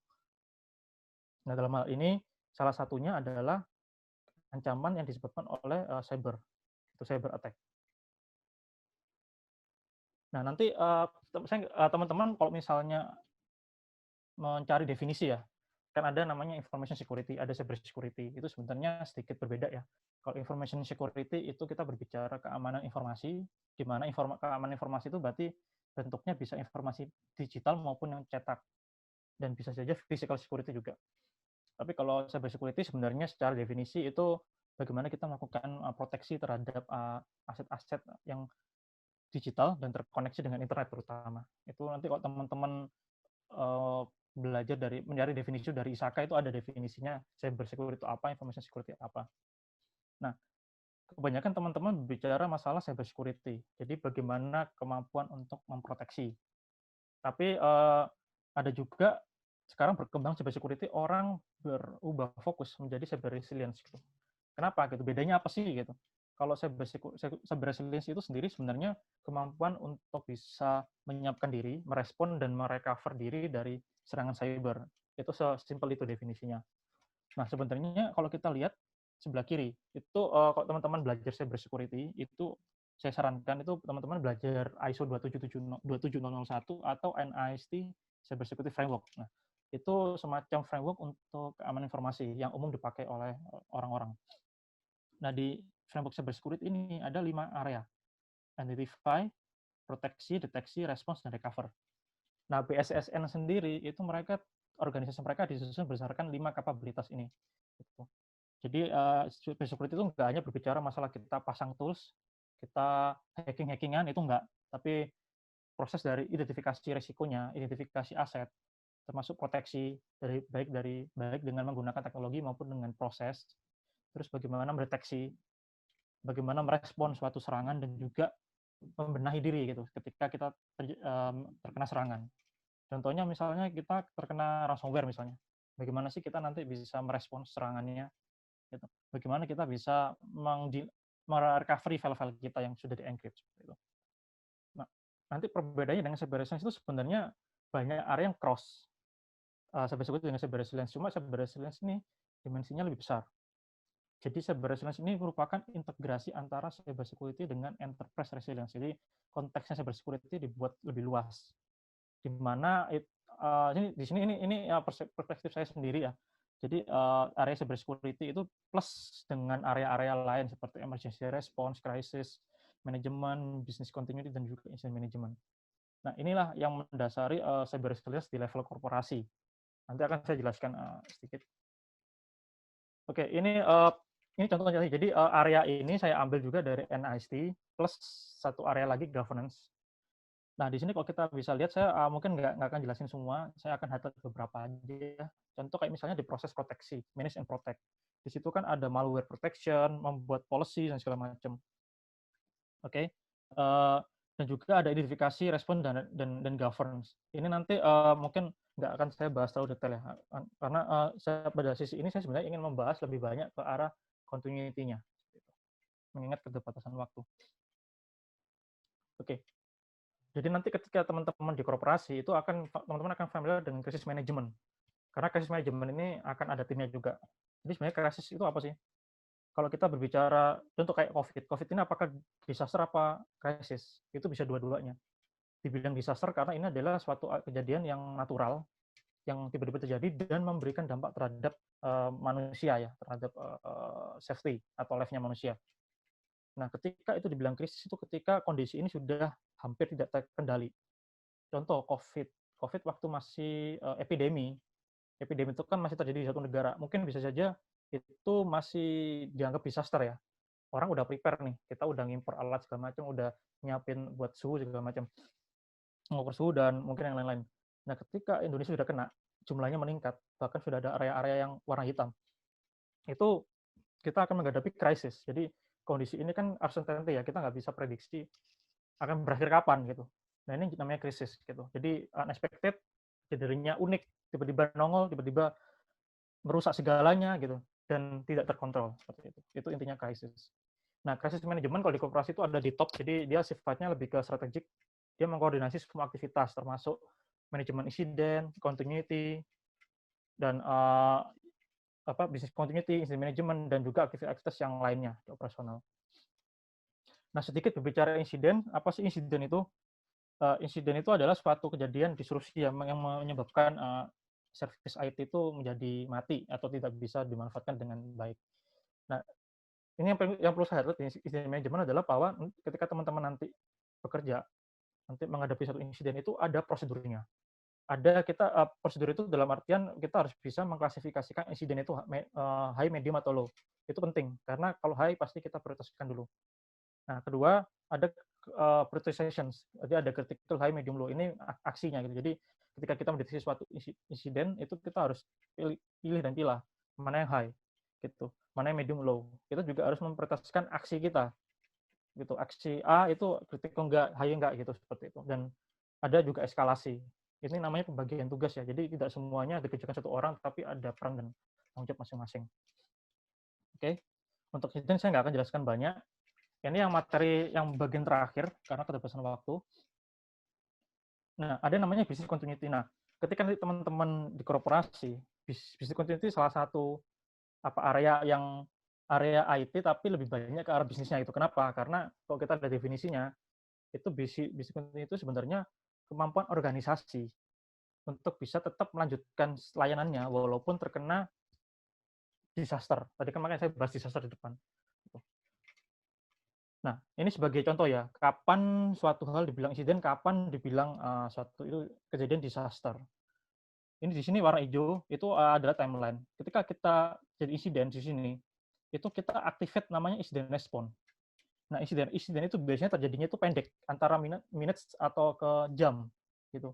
Dan damage-nya itu biasanya nggak terlalu besar. Misalnya kita kena serangan malware. Malware itu kan masih insiden, karena skopnya masih kena sistem doang, nggak kena ke manusia kan, gitu malware atau virus. Nah, ketika nanti insiden itu berjalan, tiba-tiba nggak di-solve nih, dan ternyata memberikan dampak, terutama dampak ke bisnis. Misalnya ada kejadian ransomware, ternyata menyebar nih ke semua cabang di Indonesia. Dan sampai komputer-komputer cabang itu mati semua, nggak bisa diakses. Nah, itu akan menjadi disaster. Nah, disaster itu akan mengaktifkan business continuity. Kenapa? Karena untuk mengatasi hal tersebut, itu membutuhkan waktu yang menit sampai ke hari bahkan. Karena kan ransomware itu kan unik gitu. Nggak bisa orang yang nggak punya kemampuan untuk bisa merecover itu, butuh special skill. Nah, itu antara menit sampai hari. Nah, ketika itu berjalan, insiden tersebut berhasil diselesaikan, maka akan ada masa recovery. Ini biasanya week atau month, seperti itu. Sampai kembali ke normal. Nah, kayak sekarang pandemi ini sudah months kan, ini jatuhnya sudah krisis gitu. Udah lewat dari, jadi perusahaan berusaha mengaktifkan bisnis continuity-nya gitu kan untuk menghadapi krisis ini. Oke, ini mungkin saya nggak akan terlalu jelaskan detail. Saya ingin teman-teman aware aja bahwa sebenarnya ada namanya di dalam konteks business continuity ada namanya RPO, recovery time objective, recovery point objective, sama maximum allowable outage. Ini kayaknya sorry saya typo judulnya. Jadi RTO itu waktu yang dibutuhkan untuk merecover service kita gitu. Jadi misalnya di sini ada insiden yang di bawah ini RTO itu ini dari satu insiden di sini sampai waktu A, poin A ini kan dia kan berusaha merecover kan. Itu ada namanya RTO, recovery time objective. Jadi waktu yang dibutuhkan untuk merecovery layanan kita. Ada namanya MAO atau maximum allowable outage. Ini waktu yang maksimum dibutuhkan, waktu yang maksimum yang diizinkan sistem itu mati gitu. Jadi misalnya sistemnya misalnya e-learning sistem akademiknya UKSW itu maksimum matinya misalnya 8 jam misalnya. Berarti RTO-nya itu harus lebih pendek gitu. Misalnya 2 jam waktu recovery-nya. Karena nanti butuh waktu lagi, misalnya 1 jam atau 2 jam lagi untuk mengembalikan datanya biar sinkronnya normal. Nah, seperti itu. Jadi MAO itu udah maksimalnya. Nah, seperti itu. Oke. Nah, sebenarnya dalam mengimplementasikan business continuity itu ada beberapa cara. Nah, nanti teman-teman kalau jika nanti bekerja akan familiar dengan dua komponen utama dari business continuity, yaitu ada yang namanya business impact analysis, nanti ada juga risk assessment. Nah, business impact analysis ini yang saya bilang tadi, mengidentifikasi proses bisnis atau aset yang kritikal. Karena kita nggak mungkin bisa mengcover semuanya. Kita harus memilih dan memilah mana yang kritikal. Kritikal itu misalnya di UKSW nih. Contoh yang proses kritikalnya apa? Misalnya karena kondisi COVID, mungkin e-learning atau kayak fasilitas telekonferensi menjadi kritikal bisa jadi. Karena kalau nggak itu ya orang nggak bisa lanjut kuliah. Tuh. Atau misalnya proses di keuangan nih, pembayaran uang kuliah. Sama ini informasi akademik. SIAK ya itu kan informasi akademik itu kan salah satu yang kritikal untuk universitas. Nah, itu harus ditentukan nanti maksimum matinya berapa, maksimum recovery-nya berapa, itu harus ditentukan dari situ. Sama juga yang paling penting recovery options-nya harus ditentukan. Misalnya sistem informasi akademik karena very critical, yaudah berarti dibuat redundansi, servernya 2 atau mungkin 4. Nanti recovery-nya maksimum misalnya sejam misalnya. Kalau sistem kayak website-nya UKSW, website cuma sekedar website informasi ya, nggak perlu yang critical, cukup dia paling ya kalau mati sehari juga nggak masalah kan, orang nggak akses website-nya UKSW nggak masalah, tapi kalau sistem akademik itu harus diakses setiap hari. Nah, itu kan pasti akan berbeda. Seperti itu. Ya, kira-kira seperti itu rekan-rekan. Nanti untuk karena waktunya terbatas ya, tadi dikurangin waktu. Jadi mungkin kalau ada hal yang tidak sempat disampaikan, nanti rekan-rekan bisa buka Medium atau Flash saya. Itu biasanya saya share di sini kok. Seperti itu. Ya, mungkin Pak Fritz, silakan Pak. Ya, baik, terima kasih Pak Erik atas paparannya. Mungkin langsung saja karena paparannya sudah cukup jelas ya, teman-teman. Saya akan mencoba bertanya terlebih dahulu kepada Pak Erik. Nanti selanjutnya saya akan membacakan beberapa pertanyaan dari teman-teman peserta. Dari saya, Pak Erik, bagaimana cara untuk melindungi karyawan dari serangan cyber selama mereka work from home? Oke, baik. Terima kasih. Jadi, ini pengalaman yang memang terjadi di korporasi. Jadi, ketika kita melakukan pengamanan terhadap karyawan, itu ada dua hal. Kita harus melihat dari sisi perusahaan kita, internal, sistem sentral, dan juga dengan karyawan itu sendiri. Pertama, kalau dari sisi perusahaan, itu kita harus melihat pertama itu kapasitas sistem kita, dua keamanan gitu. Kenapa saya bilang kapasitas? Karena ketika kita WFH, kita kan mengakses, mungkin kalau kita pakai Zoom, itu kan dia cloud base, tapi ada beberapa perusahaan itu yang menggunakan server mereka yang internal. Nah, itu mereka harus lihat kapasitasnya gitu. Termasuk kalau kita akses ke sistem internal kan pasti pakai VPN ya. Nah, VPN itu kan juga pasti ada servernya di internal. Nah, itu yang jadi challenge-nya teman-teman di perusahaan. Mereka sering bilang, wah ini karena COVID jadi harus ini meningkatkan kapasitas atau ya kemampuan dari VPN-nya. VPN servernya itu harus ditingkatkan. Gitu. Yang kedua, berarti mereka harus mengharden sistemnya. Sistem VPN itu dari sisi korporasi harus diharden. Nah, dari sisi user bagaimana? Dari sisi user itu perusahaan itu selalu rutin ya membuat security awareness ya, misalnya mengirimkan email atau bikin poster gitu, dikirimkan ke email maupun kalau ada grup WA atau mungkin ada sosial media itu mereka share bagaimana cara mengamankan diri selama WFH. Itu yang biasanya dilakukan. Jadi basic kembali ke cyber hygiene tadi, basic cyber security adalah kita aware gitu bahwa tidak ada sesuatu yang aman. Jadi kita mengingatkan lagi karyawan, ini loh kalian itu sebenarnya kalau bekerja di rumah itu terekspos serangannya itu lebih banyak gitu karena kalian nggak tahu kan, kita nggak tahu nih karyawan akses wifi-nya itu wifi yang secure atau enggak. Bisa jadi dia lagi WFH tapi nakal, dia misalnya ke Starbucks atau kemana, ternyata di sana udah ada attacker yang nungguin tuh. Dia bikin wifi palsu, kita connect ke sana, terus data kita disadap kan kita nggak tahu. Banyak kok demonya di YouTube, kalian teman-teman bisa cari sendiri. Bagaimana kita menyadap data itu ya via wifi itu banyak sekali caranya. Nah itu salah satu risikonya Pak, yang paling dasar sekali. Ya, baik Pak, terima kasih. Kemudian ada pertanyaan dari Diwa Oktario. Beberapa bulan yang lalu, salah satu perusahaan e-commerce Tokopedia mengalami kebocoran data. Padahal kita tahu bahwa Tokopedia bukanlah perusahaan yang kecil dan pasti sudah menyiapkan keamanan dari segi IT. Tetapi kenapa masih terjadi kebocoran data? Apakah ada faktor tertentu yang membuat keamanan menjadi mudah dibobol? Adakah tips dan trik untuk meminimalisir kebocoran data suatu perusahaan? Silakan, Pak. Ya, terima kasih. Jadi, kalau di security itu ada istilah human is the weakest link. Jadi, kalau percuma kita itu jago teknikal ya, kita jago mengkonfigurasi sistem, kita jago macam-macam, tapi kita melupakan faktor human itu sendiri gitu. Human itu kan orang kan kadang, even orang yang udah pengalaman pun ya, termasuk saya pribadi, itu juga kadang kita mungkin pernah ketipu dengan social engineering, dengan phishing dan segala macam. Nah, kalau kita balikin ke kasusnya Tokopedia, ya mungkin jangan sebut merek ya, mungkin e-commerce, itu jadi nggak cuma e-commerce hijau, tapi ada e-commerce lain juga yang besar juga. Itu ketika diidentifikasi ternyata dan juga company lain ya, kayak ada maskapai, salah satu maskapai warna merah yang datanya jebol, itu juga sama, kasusnya itu mungkin mirip-mirip. Itu mereka ada salah konfigurasi, configuration management. Padahal itu hanya konfigurasi itu simple, tapi karena nggak dibenerin, itu jadi ke-expose datanya gitu. Tadi kan Pak Semi juga sudah sebutkan gitu. Kalau terkait cloud kan itu kan semua data kan di cloud kan. Sebagian besar, bukan semuanya, sebagian besar. Itu ada kesalahan konfigurasi. Kalau teman-teman mungkin pakai AWS, Google Cloud, Ali Cloud, Azure, itu nanti kita bisa setting. Misalnya kita pakai storage, kita bisa setting apakah ini private atau public lah minimal. Dan juga siapa yang bisa akses usernya. Teman-teman kita siapa yang bisa akses itu harus diatur. Nah, waktu itu ada salah konfigurasi sehingga bisa diekspos gitu. Saya sendiri juga pernah waktu ada training di salah satu platform Google juga saya pernah nemu bug juga. Jadi saya bisa akses materi training yang harusnya saya nggak bisa akses gitu. Itu pun karena salah konfigurasi aja gitu. Saya iseng-iseng, ternyata nggak diprotek seperti itu. Nah, itu faktor paling dasarnya gitu. Nah, tadi pertanyaannya kan apakah ada faktor tertentu yang membuat keamanan menjadi mudah dibobol tadi? Jadi yang mudah dibobol itu karena faktor orang itu sendiri gitu.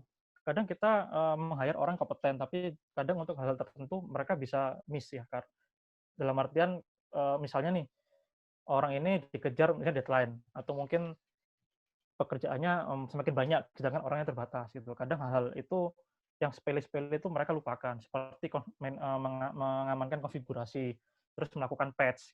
Sekarang kita tanya ke diri kita seberapa sering mengupdate misalnya OS kita atau aplikasi yang lain. Kan kadang males kan gitu, apalagi kalau bandwidth-nya terbatas. Seperti itu. Boro-boro patch ya. Boro-boro konfigurasi patch aja kadang kita nggak lakukan seperti itu. Nah, untuk meminimalisasi kebocoran itu kalau dari sisi users itu gini, karena human is the weakest link, jadi cara paling murah dan mudah itu dengan memberikan awareness yang rutin ke karyawan gitu. Jadi caranya simpel aja, misalnya teman-teman nanti bekerja di security, teman-teman harus pastikan itu karyawan diberikan security awareness yang rutin. Misalnya teman-teman kirim email seminggu sekali atau 2 minggu sekali. Awareness nih, misalnya sekarang lagi booming ransomware, nah, teman-teman kasih tipsnya. Ransomware itu seperti apa sih biasanya, caranya menginfeksi gimana, terus cara kita mencegahnya itu gimana nih, misalnya jangan mudah mengklik email, atau mungkin jangan mudah mendownload atau mengklik file, jangan sembarangan mengakses website gitu. Atau cara paling simpel, jika ada hal-hal yang meragukan, silakan langsung beritahu orang IT untuk ditindaklanjuti, tanpa harus user itu beraksi sendiri. Itu cara paling dasar sih. Seperti itu. Ya, baik. seperti itu. Ya, mungkin pertanyaan terakhir untuk Pak Erik ini dari Paulus Miki Resa Gumilang dari Arisan Security ID. Bagaimana tanggapan Bapak dengan website e-commerce yang meminta foto KTP sekaligus foto selfie dengan KTP, sedangkan kebocoran data masih sering terjadi di Indonesia, dan data tersebut sangat bisa digunakan untuk kejahatan apabila sampai tersebar. Apakah foto KTP dan selfie masih wajar untuk diminta dengan risiko yang ada, sedangkan kebanyakan orang masih mengirimkan data tersebut karena terpaksa? Silakan, Pak. Ya, terima kasih. Nah, ini pertanyaannya kebetulan bagus nih, karena ini pernah ditanyakan juga di komunitas yang waktu itu saya bikin. Jadi terkait KTP ya, waktu itu sempat tanya, sebenarnya KTP itu penting nggak sih gitu. Terus sebenarnya kalau kita memberikan foto, misalnya gini, kadang platform tertentu kan mereka minta KTP ya sama foto kita, bahkan video. Itu sebenarnya secara legal seperti apa? Nah, kalau kita sebenarnya kembali ke faktor legalnya, sayangnya di Indonesia ini dari sisi regulasi itu belum mengatur. Makanya Indonesia sebenarnya cukup lemah dari sisi regulasi. Kita jauh ketinggalan dibandingkan Thailand, dibandingkan Malaysia, Filipina itu masih jauh gitu kalau dari sisi regulasi. Nah, untuk perlindungan data sendiri itu sebenarnya di ASEAN ya, terutama di ASEAN itu yang paling dulu mulai itu Malaysia. Malaysia itu 2010. Singapura itu 2012 dan juga Thailand Filipina 2012, Singapura 2012 dan Thailand 2019. Nah, sedangkan Indonesia masih berkutat sama hal-hal yang mungkin teman-teman juga baca berita aware lah, yang nggak penting. Nah, untuk dari sisi regulasi sebenarnya sayang sekali tidak ada regulasi yang ketat ya mengatur masalah penggunaan apa ya, foto KTP ini ya. Karena kan gini, kalau teman-teman nanti belajar tentang perlindungan data, itu ada namanya data subject request ada namanya consent management. Consent itu bagaimana pemilik sistem itu meminta persetujuan oleh persetujuan dari orang yang memberikan data. Nah, sekarang pertanyaannya, kita semua di sini, termasuk saya juga, kadang pasti kalau kita daftar di website nih, misalnya tadi daftar ke e-commerce, atau mungkin ke platform KTP ini biasanya kayak model-model OVO, GoPay gini kan, itu biasanya kan mereka minta KTP, foto KTP atau foto selfie ya untuk verifikasi. Nah, pertanyaannya pasti kita juga kan waktu mendaftar platform kita pasti nggak baca term and condition pasti kan gitu. Waktu kita install buka web sebenarnya kan ada term and condition atau nanti juga ada kebijakan privasi. Nah, itu yang kadang nggak kita baca. Termasuk saya pribadi kadang nggak baca gitu. Padahal di situ itu ibaratnya gini, term and condition itu semacam kontrak antara kita dengan pemilik sistem. Anggap aja saya punya sistem nih. Saya punya aturan, misalnya Pak Fritz mau daftar. Kalau mau daftar ikutin aturan saya. Kalau nggak mau ya nggak usah pakai. Intinya seperti itu. Nah, kebanyakan di Indonesia itu seperti itu. Penyedia elektronik gitu. Karena nggak ada informasi dari pemerintah. Beda kayak di Eropa, di US, itu mereka lagi rame-ramenya peraturan GDPR, CCPA, segala macam, itu sistem elektronik, itu mereka meminta persetujuan dari usernya. Bahkan termasuk cookie. Kalau teman-teman coba teman-teman buka isaka.org atau yang website yang ada di Eropa, itu pasti ada di bagian bawah atau sebelah kiri itu ada cookie cookie manajemennya. Jadi teman-teman diminta untuk mengelola atau mereject semuanya gitu. Bahkan kita bisa custom mana cookie yang kita di sini, mana yang enggak. Sekarang pertanyaannya kalau kita lihat di Indonesia mana ada website seperti itu. Bahkan saya compare punya Isaka sendiri, Isaka ORG dengan Isaka Indonesia, itu pun Isaka Indonesia nggak ada gitu. Padahal dia websitenya mau link ke Isaka global. Nah, itu semacam itu yang nggak diatur gitu. Nah, kalau dibilang wajar atau enggak, kalau saya pribadi itu sebenarnya saya juga nggak berkenan sebenarnya. Karena malah pernah ada salah satu event juga, saya diundang salah satu kampus juga sama. Waktu itu saya diminta foto KTP sama NPWP karena kan untuk urusan administrasi. Saya minta, ini ngapain pakai foto KTP sama NPWP gitu? Emang nomor KTP-nya doang nggak ini ya gitu? Nggak bisa ya gitu? Ini kan kalau KTP ini kan data pribadi gitu. Kalau misalnya ada undang-undangnya sebenarnya nggak boleh. Kalau saya nggak mau ya kampus nggak boleh minta data saya. Akhirnya kampusnya nggak jadi minta foto KTP saya gitu. Padahal undang-undangnya belum ada sih. Saya cuma takut-takutin aja seperti itu. Jadi yang bisa membuat perlindungan data itu efektif itu kalau ada regulasi dan penegakan hukum, terutama dendanya yang menjerahkan seperti itu. Kira-kira seperti itu, Pak. Baik, terima kasih, Pak. Cukup ya waktunya untuk paparan dari Pak Erik. Nah, Pak Erik, kami mengucapkan terima kasih atas paparannya dan kami mohon bisa menunggu sebentar sampai acara selesai nanti karena ada foto bersama. Ya, siapa? Berikutnya saya akan persilahkan kepada Bapak Theo Francis Litai, SH LLM PhD selaku pembicara ketiga untuk dapat memaparkan materinya. Sebelumnya saya akan bacakan terlebih dahulu CV dari Pak Theo. Beliau saat ini menjabat sebagai tenaga ahli utama Kedeputian 5 Kantor Staf Presiden Republik Indonesia.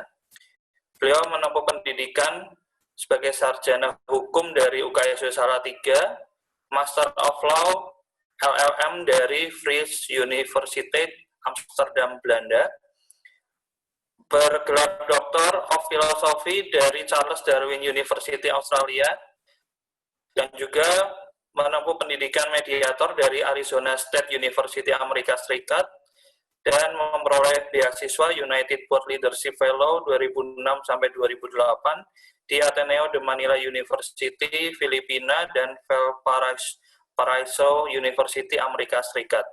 Saat ini beliau sebagai tenaga profesional Kantor Staf Presiden Republik Indonesia dari tahun 2015 sampai saat ini dan secara pro bono mengisi kuliah di Fakultas Hukum Universitas Kristen Satya Wacana secara online. Baik, itu merupakan CV dari Pak Theo. Untuk waktu dan tempat kami persilahkan, Pak.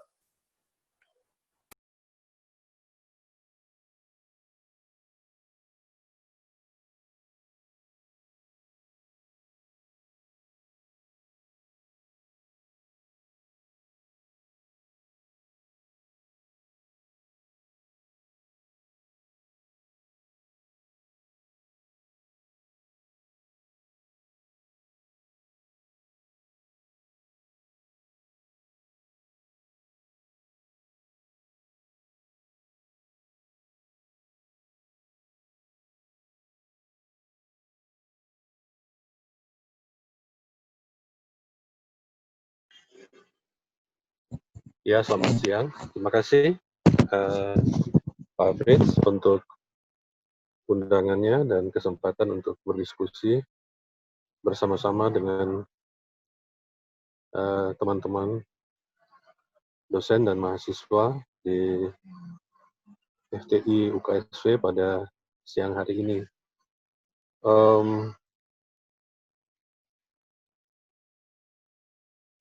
Saya berpikir mengenai cyber, kalau kita bicara mengenai cyber resilience ini memang secara sistemik ya, tadi sudah dijelaskan oleh Pak Dirjen mengenai kerangka kebijakan secara utuh ya.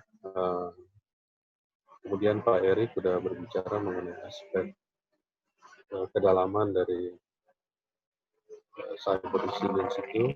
Sementara saya akan melihat beberapa hal yang terkait dengan isu hukum. Ya. Mohon maaf, ini suara saya kedengaran ya? Dengar, Pak. Dengar ya? Baik. Ada beberapa hal yang masih menjadi soal dalam pembahasan mengenai soal ini di Indonesia ya. Kalau kita lihat mengenai soal cyber resilience ini, khususnya dalam masa pandemi, berbagai pengamat menyampaikan bahwa kondisi pandemi ini dari COVID-19 ini potensial untuk disalahgunakan, terutama karena pada saat terjadinya pandemi, mengingat harus dilakukannya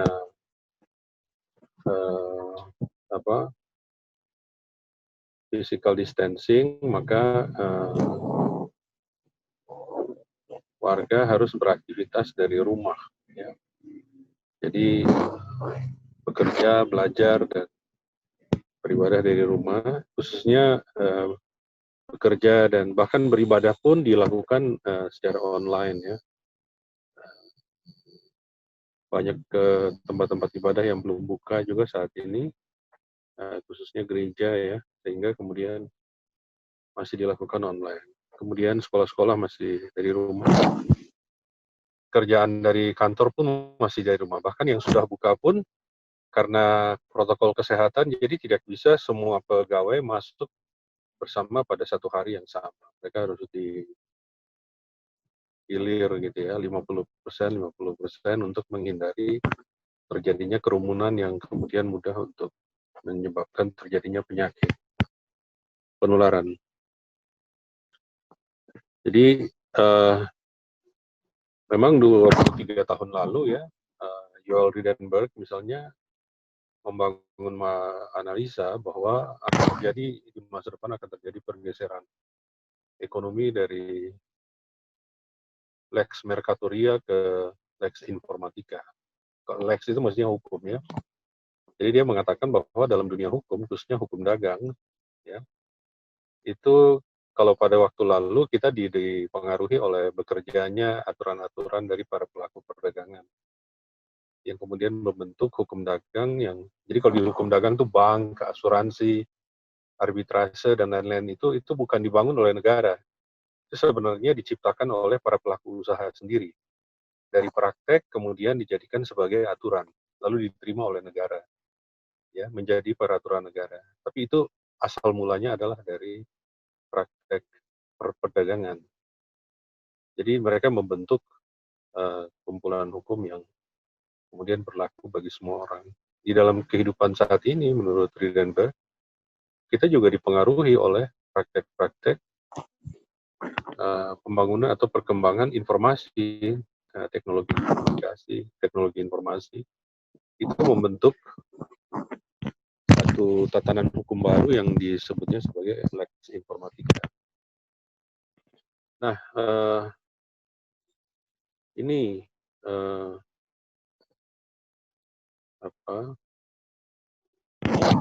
ternyata pada waktu pandemi ini terjadi, jawaban terhadap kebuntuan akibat harus dilakukannya penanganan secara protokol kesehatan, banyak aktivitas tidak bisa berjalan, maka jawabannya adalah melalui teknologi informasi, ya. Karena ada kebutuhan physical distancing, kembali jawabannya pada teknologi informasi. Jadi memang benar bahwa kita sedang menuju kepada satu tatanan baru yang dipengaruhi oleh informasi.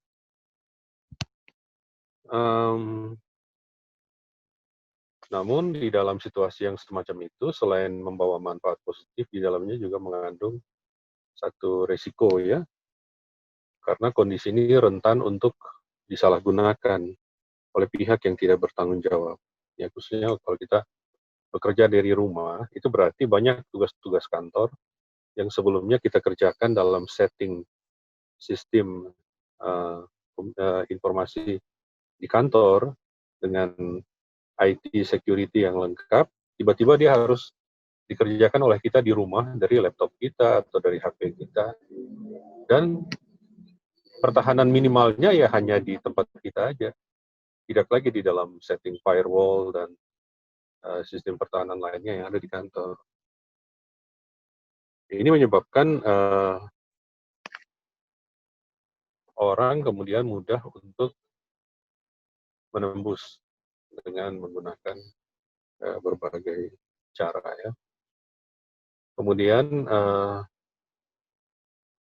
pelambatan ekonomi itu juga menyebabkan banyak aktivitas yang memunculkan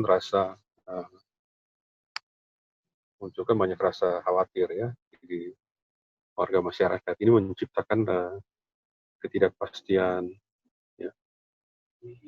Orang berusaha untuk mencari pilihan-pilihan yang paling murah. Kadang-kadang yang paling murah itu tidak selalu adalah yang paling aman. Kemudian ada banyak kekhawatiran terhadap isu kesehatan, ya. Kekhawatiran terhadap isu kesehatan, maka muncullah informasi-informasi palsu yang memberikan tawaran-tawaran dan keterangan-keterangan yang sebenarnya keliru mengenai kesehatan. Tetapi karena orang sedang berada di dalam situasi risiko, ya, Anda nggak bisa bayangkan kalau Anda sudah berusia di atas 60 tahun, kemudian berada pada pandemi ini, Anda selalu dihantui oleh kekhawatiran akan sakit dan meninggal. Nah, salah satu yang terjadi adalah maraknya praktek phishing, ya. Phishing sites yang banyak mengalami peningkatan beberapa ratus %, ya, kalau kita lihat data Januari sampai dengan Maret. Jadi di satu sisi pemanfaatan teknologi informasi dari rumah itu bermanfaat untuk mempercepat pekerjaan, tetapi di sisi yang lain dia menyimpan risiko-risiko yang tinggi. Jadi dalam hal security level, work from home ini menciptakan atau mengakibatkan adanya vulnerability atau kerentanan. Misalnya, ada fake website dibuat oleh orang yang tidak bertanggung jawab, dan penyebaran misinformasi. Sekarang bukan saja eranya clickbait, tapi juga sharebait taktik, ya. Kemudian tadi yang sudah saya katakan ada false health information, informasi kesehatan palsu disebarluaskan. Phishing emails dan malware tactics. Misalnya, ya, phishing campaigns using coronavirus name. Jadi coronavirus, COVID ini diolah aja gitu namanya untuk bisa menipu orang. Kemudian taking advantage of people's charitable spirit. Nah, ini juga karena di saat ini banyak orang yang sakit, banyak orang yang menderita, bahkan banyak yang jatuh miskin. Maka banyak orang juga yang ingin untuk membantu dan melakukan hal-hal yang baik. Sekarang kita sudah punya banyak crowdfunding yang bersedia untuk yang memfasilitasi untuk terjadinya ini melalui charitable karitatif yang bersama gitu. Namun ternyata itu juga dimanfaatkan oleh orang-orang yang tidak bertanggung jawab dengan membuat website palsu atau akun palsu dalam rangka menawarkan atau menjadi tempat untuk bisa crowdfunding dalam rangka membantu orang yang menderita. Nah, itu adalah beberapa hal yang terjadi saat ini seiring dengan terjadinya pandemi COVID-19 ini yang ternyata memunculkan praktek-praktek yang tidak benar. Sebenarnya semua ini adalah bagian dari cybercrime, ya, yang mana merupakan objek penegakan hukum. Nah, kita lihat apa yang dimaksudkan dengan cybercrime. PBB melalui Kongres tentang pencegahan kejahatan itu pada tahun 2000 mendefinisikan cybercrime ini dalam dua segi. Satu, narrow sense, jadi dalam makna yang sempit itu merupakan computer crime, jadi any illegal behavior directed by means of electronic operation. Jadi tindakan-tindakan ilegal dilakukan dengan menggunakan fasilitas atau cara-cara elektronik that targets the security of computer systems and the data processed by them. Jadi sasaran dari tindakan ini adalah mentargetkan, menyasar keamanan dari sistem komputer dan data yang diolahnya. Satu. Ini juga sebenarnya mirip dengan ketentuan dalam logika yang biasa dipakai dalam menggunakan hukum, kitab undang-undang hukum pidana di Indonesia, menyasar cybercrime. Kemudian yang kedua yang lebih luas, ya, dalam makna yang lebih luas adalah computer related crime. Jadi semua kejahatan yang punya ada relasinya dengan atau ada hubungannya dengan komputer, ya, baik menggunakan cara-cara atau dalam kaitan pada satu sistem komputer atau jaringan, termasuk penguasaan secara tidak sah, distribusi informasi secara tidak benar, dan lain-lain. Definisi yang lain itu dari Konvensi Budapest. Dia tidak membuat definisi, tetapi dia mengklasifikasi tindakan-tindakan dalam isi konvensi itu yang merupakan pelanggaran atau merupakan bentuk cybercrime. Misalnya, offenses against the confidentiality, integrity, availability of computer data and system. Tindakan apapun, perilaku apapun, ya, praktek apapun yang membuka atau mentargetkan kerahasiaan, integritas, dan ketersediaan dari sistem komputer dan sistem data dan data komputer, Kemudian semua jenis tindakan yang berkaitan dengan komputer, semua jenis tindakan yang berkaitan dengan konten. Kemudian hal yang lain yang juga diatur dalam Konvensi Budapest ini adalah perilaku-perilaku atau perbuatan-perbuatan yang melanggar hak kekayaan intelektual, baik itu hak cipta, copyright, ya, trademark, paten, dan lain-lain. Kemudian juga mengenai masalah pertanggungjawaban dan pertanggungjawaban dari korporasi. Jadi baik pertanggungjawaban individu maupun korporasi. Itu hal-hal yang berkaitan dengan cybercrime. isu yang berkaitan dengan cybercrime. Kemudian dari segi regulasi, ini adalah sektor yang sedang bertumbuh, pemerintah terus membangun dan mengembangkan regulasi terkait. Ya, misalnya sejak 17 tahun lalu, pemerintah sudah mulai penataan regulasi, termasuk isu cyber security yang muncul dalam Undang-Undang 11 2008 tentang informasi dan transaksi elektronik, Undang-Undang ITE, yang dirubah dengan Undang-Undang 19 tahun 2016. Juga ada Perpres 95 tahun 2018, saya kira tadi dijelaskan Presiden juga, mengenai sistem pemerintahan berbasis elektronik. Kemudian kedua hal ini berkaitan dengan banyak sekali undang-undang dan aturan di bidang pelayanan publik ya, dan juga pemerintahan. Dalam konteks cybercrime mungkin kita lihat pada jenis-jenis tindak pidana ya, atau tindak pidana itu ada dua, kejahatan dan pelanggaran. Kalau cybercrime ini termasuk kejahatan. Kalau pelanggaran lalu lintas itu termasuk pelanggaran. Melanggar rambu lalu lintas itu termasuk pelanggaran, bukan kejahatan. Tindak pidana yang berhubungan dengan aktivitas ilegal. Ya, ini beberapa hal yang kalau kita baca undang-undang ITE secara mendalam, dia bisa kita tarik beberapa.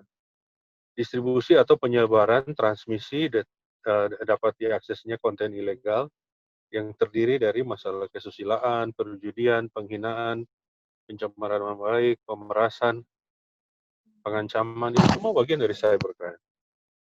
Berita bohong yang menyesatkan dan merugikan konsumen, rasa kebencian berdasarkan sara, ya, suku, agama, ras, dan antar golongan, mengirim informasi yang berisi ancaman kekerasan atau menakut-nakuti secara pribadi atau dengan cara apapun melalui akses ilegal.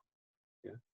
Kemudian penyadapan ilegal terhadap informasi atau dokumen elektronik dan sistem elektronik. Tindak pidana yang berhubungan dengan aktivitas ilegal. Masih ada lanjutannya lagi, yaitu tindak pidana yang berhubungan dengan gangguan, ya, interferensi. Itu gangguan terhadap informasi atau dokumen elektronik, ya, termasuk di dalamnya hacking gitu ya, gangguan terhadap sistem elektronik,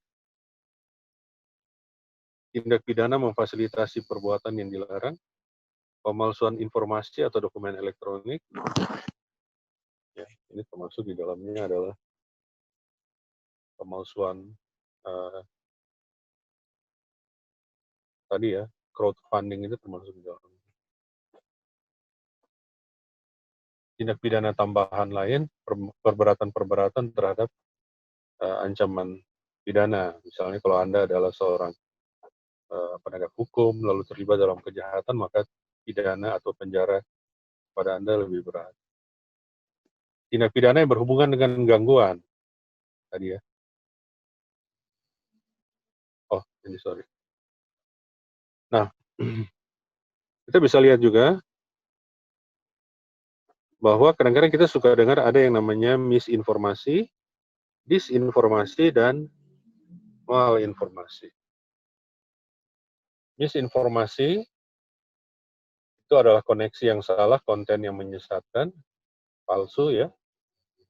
Sementara malinformasi adalah membocorkan rahasia, melakukan pelecehan, fitnah, atau ujaran kebencian. Kalau keduanya digabung, maka tercipta yang disebut disinformasi, yaitu kontennya salah, konten tiruan, konten dimanipulasi, atau konten palsu. Ya, ini kategori-kategori. Kemudian yang berikut adalah keamanan dari sistem pemerintah berbasis komputer. Ini juga diatur dalam Perpres 95 2018 yang di dalamnya mengatur mengenai masalah kerahasiaan, penjaminan kerahasiaan, keutuhan, ketersediaan, keaslian, kenirsangkalan, non-repudiation, sumber daya terkait data dan informasi, infrastruktur SPBE, dan aplikasi SPBE. Di dalamnya diatur mengenai masalah keamanan SPBE ini. Maaf, Setiap Pak Teo, instalasi, ya. 1 menit lagi, Pak. Oh, nah setiap instansi itu diminta untuk menerapkan keamanan SPBE. Tapi ini sebenarnya yang jadi masalah karena saat ini hal ini tidak bisa dilaksanakan dengan optimal karena kan kita semua harus bekerja dari rumah. Oleh karena itu perlu ada terobosan nanti mengenai bagaimana security bisa tetap diatur pada saat sistem diakses lewat remote location. Nah, setiap instansi pusat dan pemerintah harus pusat maupun daerah harus menetapkan keamanan SPBE. Hal yang lain adalah mengenai data privacy, tapi ini saya akan bicara singkat saja karena ini soalnya masih dibahas di DPR. Jadi dia selama ini diatur secara ini ya, personal driven. Jadi diatur oleh undang-undang ITE ini bahwa pihak penyelenggara sistem elektronik harus mengambil langkah pengamanan data pribadi, mencegah kegagalan atau gangguan terhadap sistem elektronik. Nah, bisa dalam bentuk berbagai aplikasi, perangkat lunak, maupun sistem deteksi.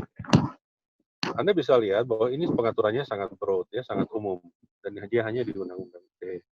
Selanjutnya diatur secara sektoral, misalnya untuk perbankan di undang perbankan, kemudian di peraturan Bank Indonesia, peraturan OJK, perusahaan telekomunikasi di undang-undang telekomunikasi, kementerian di administrasi kependudukan, kementerian kesehatan di undang-undang kesehatan, dan sebagainya. Dan termasuk tadi ya SPBE tadi. Karena itu ada dorongan saat ini dan sekarang sedang dibahas di DPR untuk memfinalkan rancangan undang-undang perlindungan data pribadi untuk menjadi undang-undang. Ini kalau jadi maka dia merupakan suatu terobosan yang sangat luar biasa. Dari segi lingkungan korporasi, kita harus meningkatkan kesiagaan, ya, security dan preparedness kita, khususnya menyangkut dua hal, cyber security in the workplace, termasuk akses IT support dari lokasi yang remote, di mana di sini ada kebutuhan di internal organisasi untuk terus melakukan ongoing training, men-share informasi baru sebagai pengetahuan, dan melakukan review terhadap protokol-protokol informasi yang ada. Kemudian meningkatkan sistem preparedness, terutama peningkatan kegiatan monitoring oleh tim IT security selama pandemi COVID-19 ini. Saya kira itu dulu untuk pengantar bagi diskusi kita. Terima kasih, Pak Fritz. Saya kembalikan kepada moderator. Baik, terima kasih Pak Teo atas paparannya. Kita langsung saja untuk ke sesi tanya-jawab untuk ditujukan ke Pak Teo. Silakan bagi teman-teman peserta yang ingin mengajukan pertanyaan bisa diajukan melalui grup chat ya. Mungkin sambil menunggu teman-teman lain akan mengajukan pertanyaan, saya mungkin bertanya Pak Teo. Ya. Dengan cyber resilience ini, apakah selain undang-undang ITE ada regulasi lain yang mungkin nanti akan mengatur bagaimana kesiapan organisasi dalam menangkal serangan cyber itu, Pak? Silakan, Pak.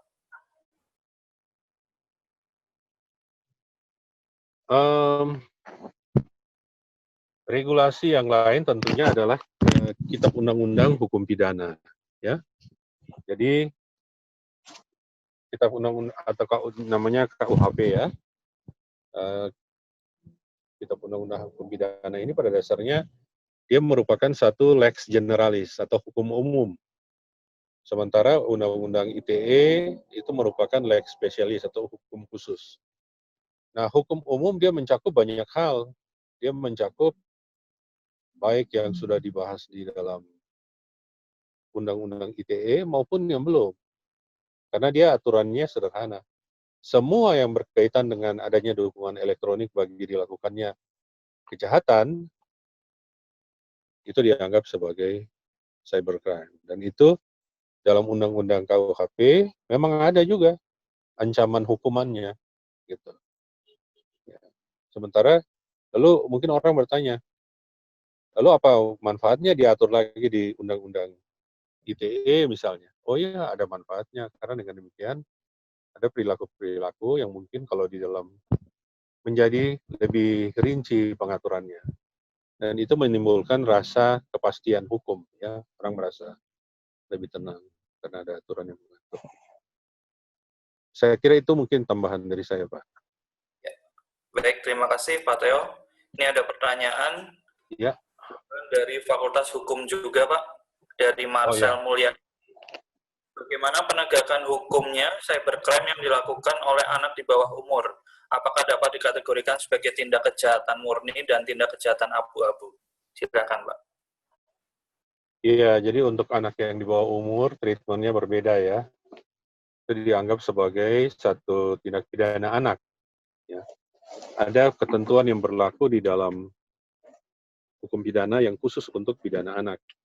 Jadi dalam pemeriksaannya pun harus berbeda, karena kebanyakan anak-anak itu mereka impulsif bergeraknya, gitu.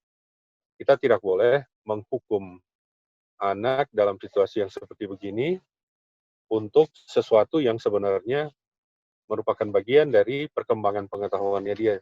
Gitu. Jadi ya memang ini bisa dikatakan satu kenakalan atau satu juvenile gitu ya, act of juvenile. Oleh karena itu dia tidak disamakan dengan tindak pidana yang dilakukan oleh orang dewasa. Ada prosedur khusus terhadap pelaku tindak pidana yang dilakukan oleh anak. Oke. Baik, demikian Pak. Terima kasih, Pak. Terakhir dari Natasha Malonda, bagaimana persiapan menghadapi insiden keamanan informasi jika insiden itu sudah terekspos ke publik, Pak?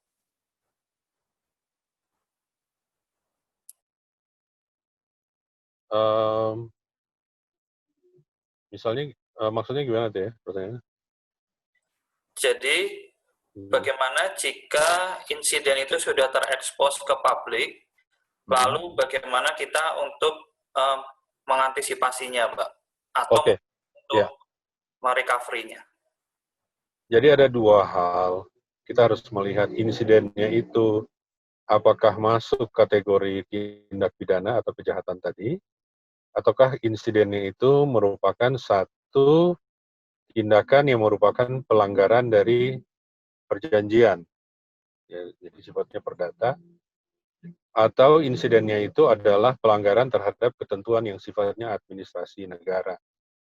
Jadi saya berikan satu contoh, bila Anda punya nama domain, ya, Anda gunakan secara sah, tetapi berbeda dengan tujuan dari pendaftaran nama domain itu. Gitu. Di situ Anda melanggar ketentuan mengenai pendaftaran terhadap nama domain. Itu berarti ranah hukum administrasi negara. Kalau itu diketahui, maka kemudian bisa dilakukan tindakan untuk menganulir atau tindakan hukum terhadap nama domain ini. Pada sisi yang lain, kalau Anda mengetahui bahwa ada orang yang akan berencana untuk melakukan kegiatan menerobos satu sistem informasi, tetapi Anda tidak melakukan apa-apa terhadap itu, maka sebenarnya Anda bisa juga terkena turut serta melakukan, tetapi dengan cara tidak melakukan. Jadi crime by omission. Jadi kalau kita tahu, kita harus melapor. Ya, kalau tidak kita dianggap bisa crime by omission, ikut melakukan kejahatan karena tidak melakukan apa-apa. Karena mendiamkan terjadinya kejahatan. Atau kita ikut di dalamnya, maka kita berarti menjadi crime by commission. Gitu. Oleh karena itu kalau Anda tahu ada hal yang semacam itu, harus segera diberitahukan kepada petugas yang berwajib atau kepada otoritas yang berwajib dalam konteks itu. Misalnya kalau di dalam perbankan, maka kepada otoritas Bank Indonesia atau otoritas jasa keuangan dan lain-lain. Jadi ada yang memang bisa dilakukan oleh negara, tetapi ada juga yang harus dari para pelaku informasi sendiri yang bergerak. Itu Pak Fritz. Baik, terima kasih Pak Teo. Mengingat waktu sudah habis juga, terima kasih kami ucapkan kepada Pak Erik Budi Pratama dan juga kepada Pak Theo Fransus Litai yang menjadi pembicara pada webinar kali ini. Pak. Dan juga tadi kepada Pak Semi selaku Dirjen Aptika yang sudah menjadi keynote speaker. Baik, terima kasih juga kepada teman-teman yang sudah memperhatikan webinar pada siang hari ini. Semoga ilmu yang kalian dapatkan bermanfaat bagi kalian semua. Terima kasih, saya kembalikan kepada MC. Selamat siang. Baik, terima kasih Bapak Fritz untuk telah memimpin acara webinar kita pada siang hari ini. Oke, baik. Kita sekarang masuk ke sesi foto bersama, teman-teman. Jadi, untuk Titan bisa dibantu untuk memimpin kita dalam foto bersama. Tes, masuk. Masuk. Teman-teman sekalian bisa menghidupkan kamera ya. Oke, untuk foto bersama kali ini akan saya direct secara teknis. Jadi para peserta bisa menyalakan kamera masing-masing dan di sini ada sekitar 260-an peserta, ada 11 slide. Dan urutan peserta di tiap device pasti berbeda-beda. Jadi mohon untuk tetap menyalakan kamera. Dan untuk pose bisa kasih jempol seperti ini. Kasih jempol. Oke. Sebentar. Oke, akan saya mulai. Slide pertama, 1, 2, 3. Oke, slide kedua. 1, 2, 3. Slide ketiga. 1, 2, 3. Slide keempat. 1, 2, 3. Slide kelima. 1, 2, 3. Oke. Slide ke-6. 1, 2, 3. Slide ke-7. 1, 2, 3. Slide ke-8. 1, 2, 3. Slide ke-9. 1, 2, 3. Slide ke-10. 1, 2, 3. Dan slide terakhir, slide ke-11, 1, 2, 3. Oke. Baik, terima kasih untuk Saudara Titan sudah membimbing kita dalam untuk foto bersama. Untuk teman-teman sekalian, jangan live dulu. Ada satu pengumuman yang mau saya beritahu bahwa bagi para peserta bisa mengisi form exit tiket, link ada di chat room. Harap diisi sebagai syarat mendapatkan sertifikat. Oke, baik. Untuk itu, saya tutup webinar kali ini dengan doa, saya pimpin dengan iman Katolik. Yang lain bisa menyesuaikan. Dan Bapa, Putra, dan Roh Kudus. Tuhan Yesus, terima kasih atas berkat-Mu, Kau telah memberkati kami dalam acara webinar ini. Ya Tuhan, sebentar lagi kami akan kembali melakukan kegiatan kami masing-masing, berkatilah. Terima kasih ya Tuhan. Haleluya. Amin. Oke, sekian dari webinar pada siang hari ini. Terima kasih kami ucapkan kepada para peserta, kepada para dosen, dan juga kepada pembicara. Kami mohon maaf jika ada salah kata dan perbuatan. Sampai jumpa. Terima kasih.